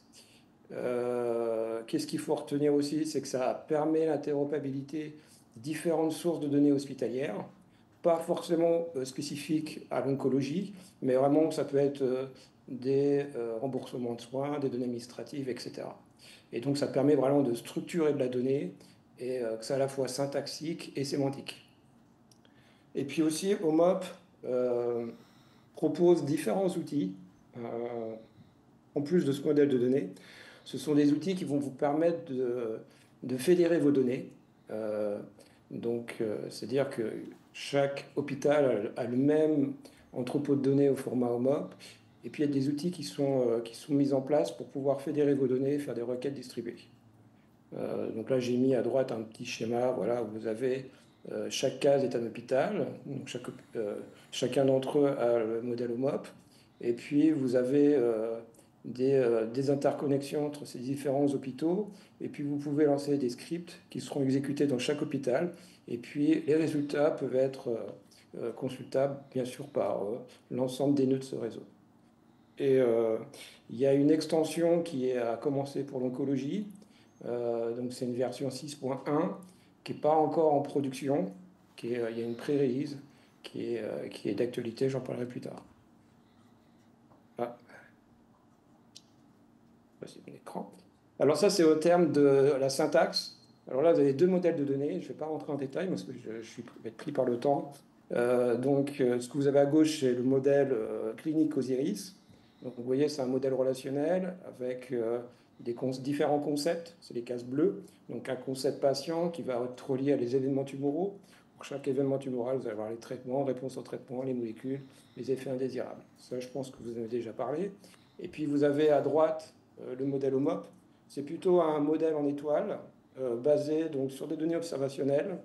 On va décrire les événements cliniques. Alors, ça peut être de diagnostic, des procédures, une visite médicale, prise de médicaments. Donc, c'est vraiment très, très large. Donc, vous avez ici chaque case en blanc là est un concept. Donc, ils ont regroupé les concepts par domaine. Donc, vous avez en bleu les domaines cliniques. Donc, vous allez avoir des données sur le patient, des données, ce qu'on appelle visit occurrence. Ça va être le contact du patient avec un système de santé. Donc, ça peut être un séjour hospitalier, un séjour chez un praticien. Et puis, vous allez avoir le détail de cette visite, ce qu'on appelle visit detail, où là, en fait, ça va être tous les enregistrements qui ont pu être faits durant la consultation.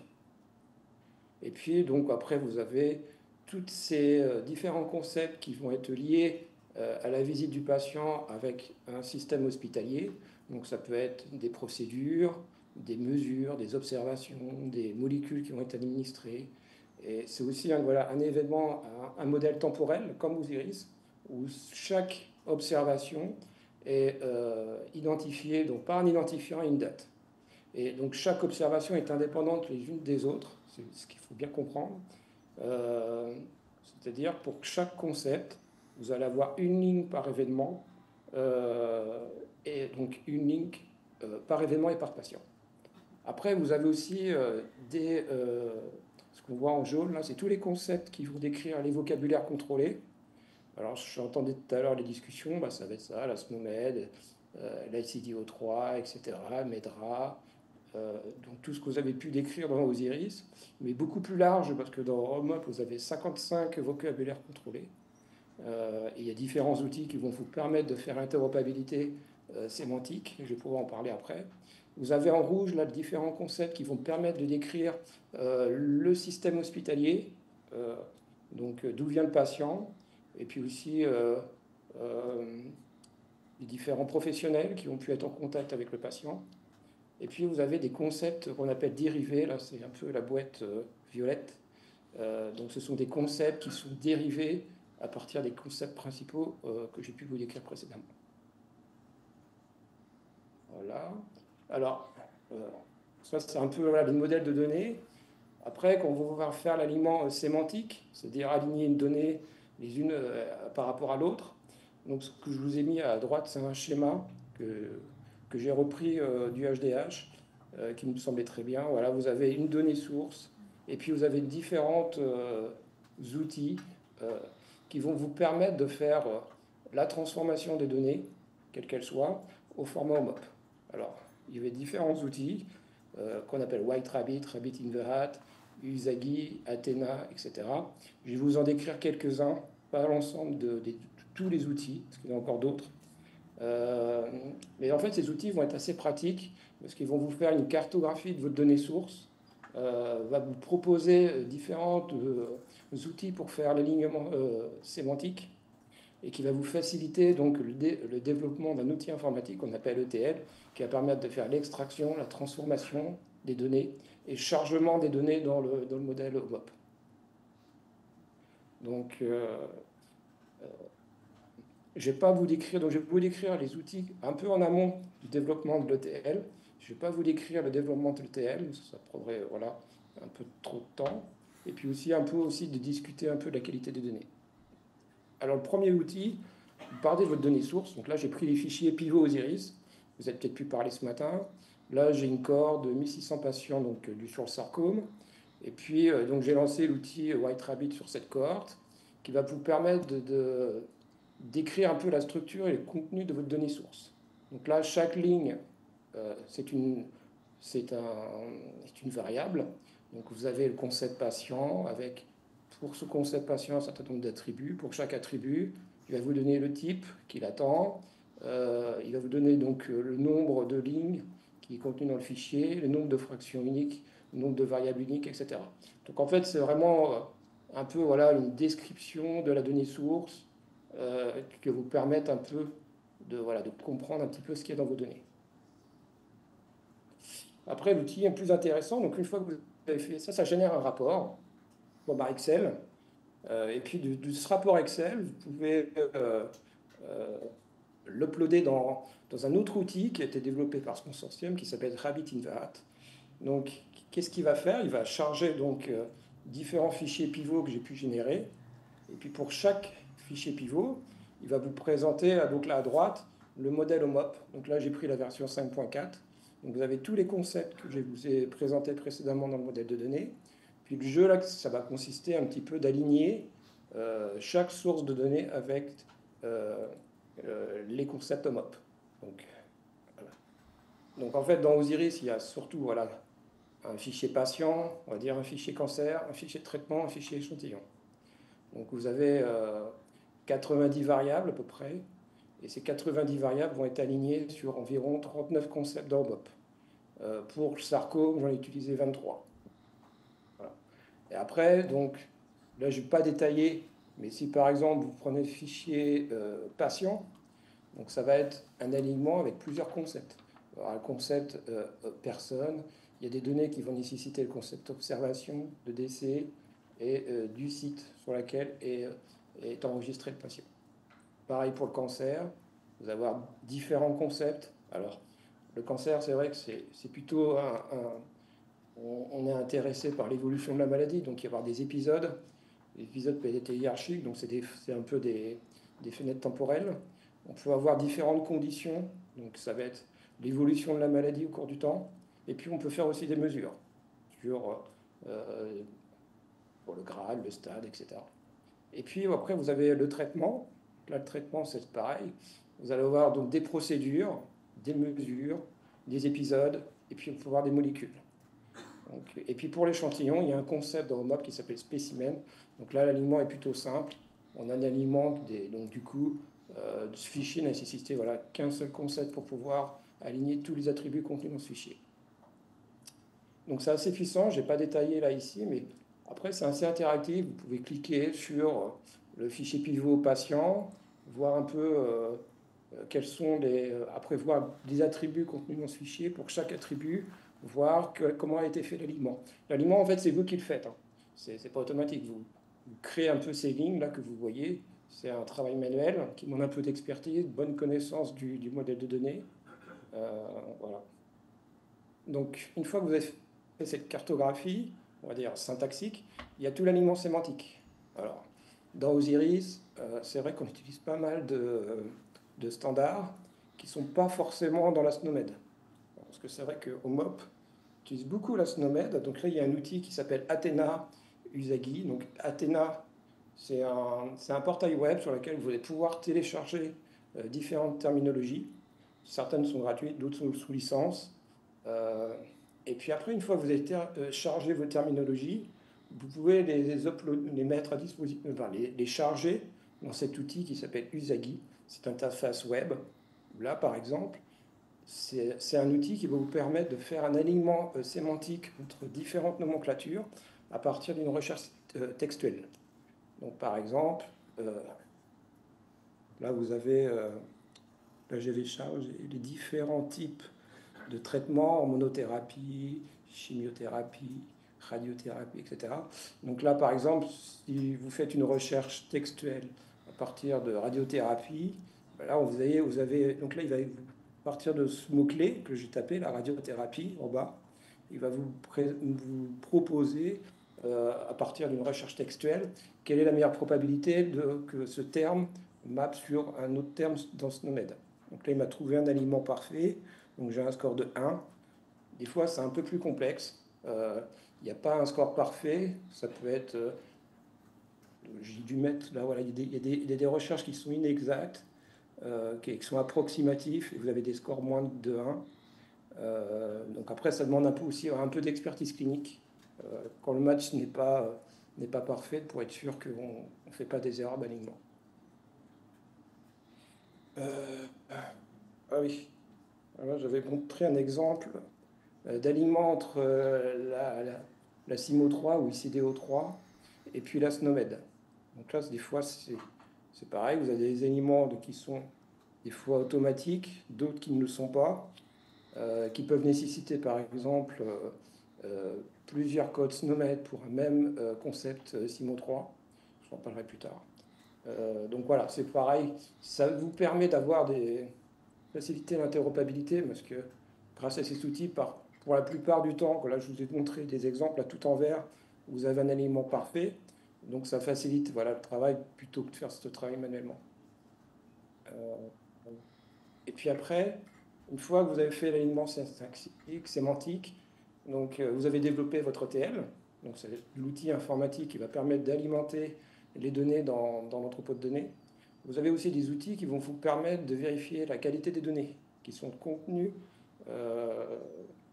dans le modèle de données OMOP. Donc, donc là, par exemple, quand j'ai chargé ces données dans NetSark, il va vous faire un certain nombre de requêtes dans la base. Là, il y en a eu 1400 qui sont passées.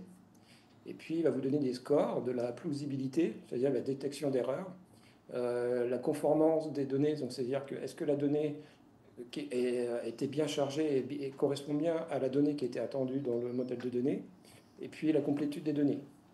Voilà, donc vous avez là des scores plutôt grossiers sur ces trois critères, et après vous pouvez avoir plus de détails.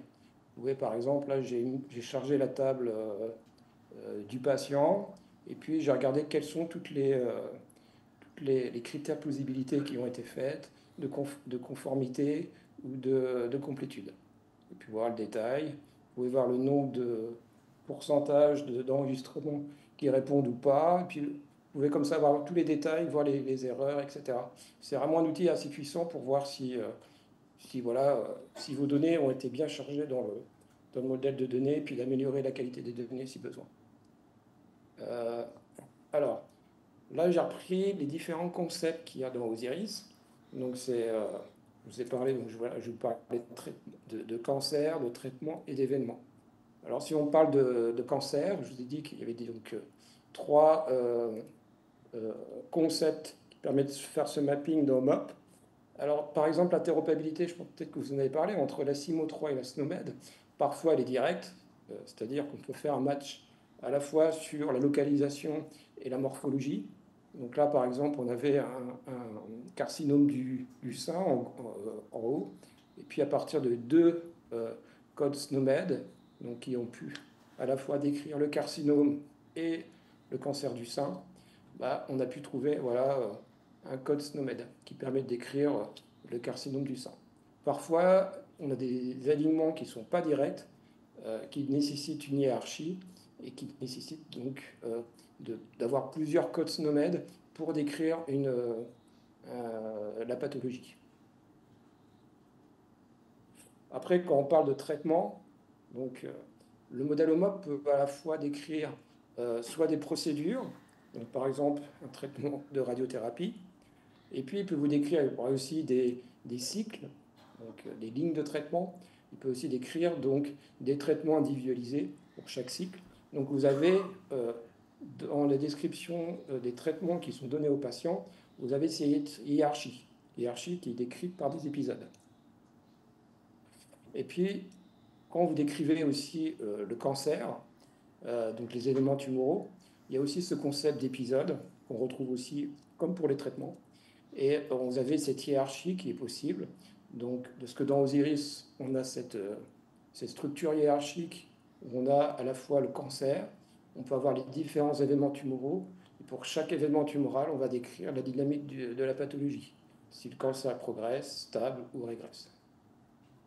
Et puis, donc, si on regarde un peu une cartographie de ce qui est possible de faire dans OMOP, donc ça, c'est à droite, vous avez tous les différents concepts, et puis là, vous avez un patient d'un carcinome, et puis donc vous avez, grâce à cet épisode, vous allez pouvoir décrire le début et la fin de ce cancer. Vous allez voir différentes, grâce au concept condition occurrence, vous allez pouvoir décrire les différentes dynamiques du cancer, décrire les différents codes morphologiques.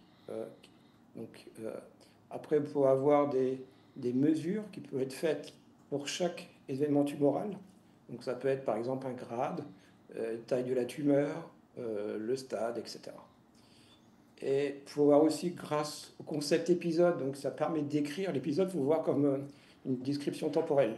Donc elle peut être utilisée pour les traitements, je vous en ai parlé tout à l'heure, soit de la chimio, de la radiothérapie. Et puis vous avez, en cas de chimio, vous pouvez décrire les molécules. Donc comme je vous ai dit précédemment, soit les lignes de traitement, et pour chaque ligne de traitement, quelles sont les molécules associées. Et l'épisode va pouvoir aussi décrire différentes phases de la maladie, que ce soit une tumeur primaire, une métastase, une récidive, etc. Donc bref, c'était juste pour vous dire que dans OMOP, grâce à tous ces concepts, il est possible de décrire le cancer d'un patient. Et puis je vais finir, donc ça c'est une première ébauche de l'interopérabilité entre Osiris et OMOP, qui a été faite sur du sarcome. C'est une première initiative. Le travail n'est pas complètement terminé parce que le sarcome n'est pas forcément le mieux représentatif de tous les types de cancers. Donc il est aussi important de développer d'autres projets au niveau national pour augmenter l'exhaustivité de cet alignement. Et puis aussi, il y a différentes initiatives qui sont en cours. Peut-être aussi nécessaire d'avoir un groupe de travail au niveau national, un peu une communauté de pratique, pour que chacun un peu sache où il en est dans l'interopérabilité entre Osiris et OMOP, que ce soit sur des données de recherche ou sur des données de soins. Et puis j'aurai fini, et je vous remercie.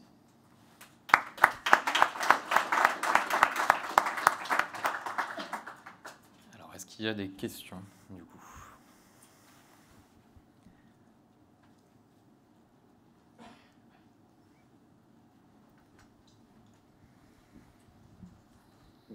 Bonjour, je ne sais pas si vous m'entendez, j'espère en tout cas. Vous parliez des standards, des standards 5.4 et 6.1 à venir.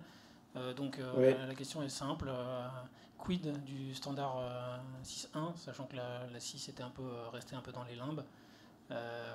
Et puis quid aussi des mécanismes d'extension.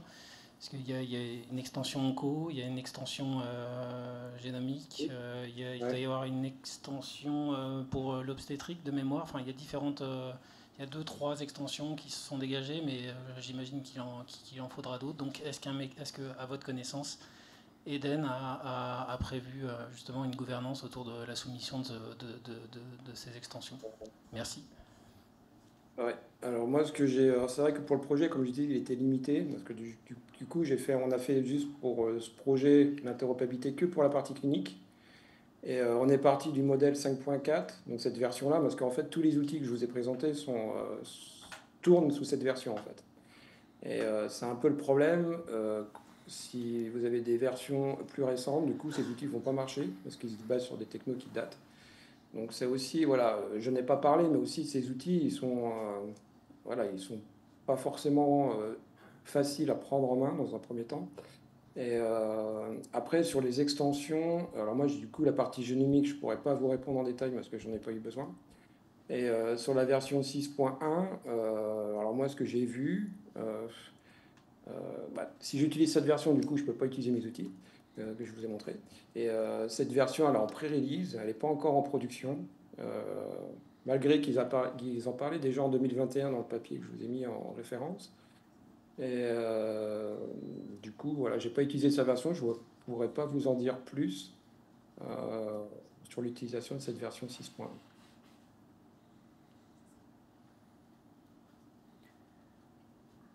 Mais alors, j'ai regardé hier et en fait, ouais, cette version est toujours en pré-release.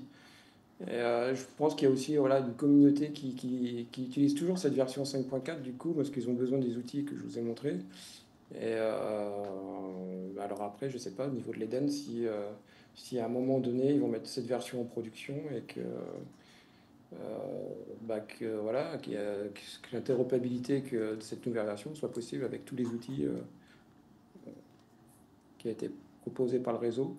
Mais voilà. En tout cas, le papier là, que je vous ai mis en référence, il permet à partir du modèle de données de la version 5.4, à partir des concepts déjà existants, voilà, il est déjà possible de décrire voilà, le cancer d'un patient.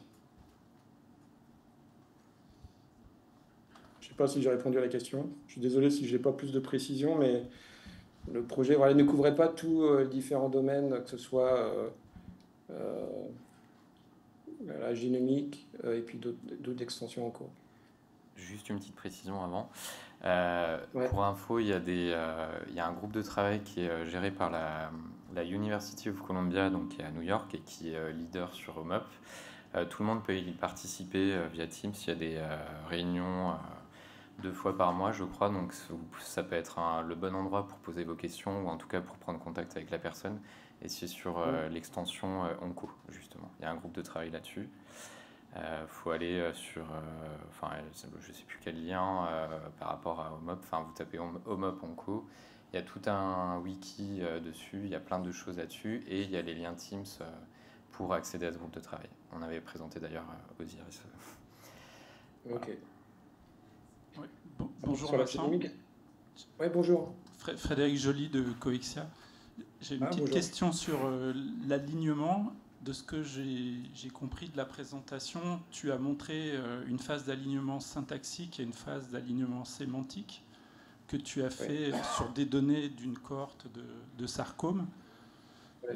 Dans quelle mesure ce qui a été fait là sur une cohorte particulière va devoir être repris pour être généralisé à tous les types de cancers? Est-ce qu'au niveau syntaxique, c'est à peu près la même chose, ça va marcher exactement comme tu l'as fait? Par contre, au niveau sémantique, j'ai peur que ça...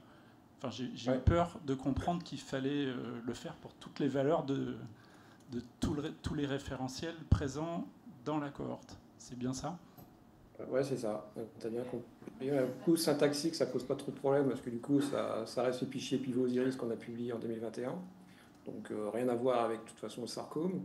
On a rajouté quelques variables parce que on n'était pas d'écrire le sarcome tel quel qu'on avait fait dans Osiris. Le problème, ça va venir plutôt de la partie sémantique, parce que le sarcome, c'est un cancer rare, et du coup, par exemple, par rapport au projet, on a montré que la CIMO3 n'était pas forcément la mieux adaptée à décrire les différents types de sarcome. Et du coup, il y a eu des retours. En fait, je ne sais pas si j'en ai parlé. Oui, voilà. C'est... cette slide, en fait, il y a eu beaucoup de retours entre le data mapping, en fait, avec des retours des cliniciens. Donc, ça n'a pas été... il y a eu des allers-retours entre la clinique, les gens experts en interopérabilité, et ils ont montré que il y a eu des difficultés d'alignement sémantique. Ils ont dû contacter la communauté OMOP pour ajouter des nouveaux codes pour pouvoir décrire les différents types de sarcomes. Donc il y a eu des éléments qui n'étaient pas couverts dans OMOP, voilà, je l'ai mis là, et qui nécessitaient des correspondances un peu personnalisées par rapport à la pathologie sur laquelle on travaillait. Si je peux me permettre une petite prolongation, il n'y a pas moyen de mobiliser les mappings, les alignements dont l'ANS nous a parlé juste avant, et d'éviter cette phase de mapping et de recherche textuelle qui a déjà été fait en partie par d'autres groupes.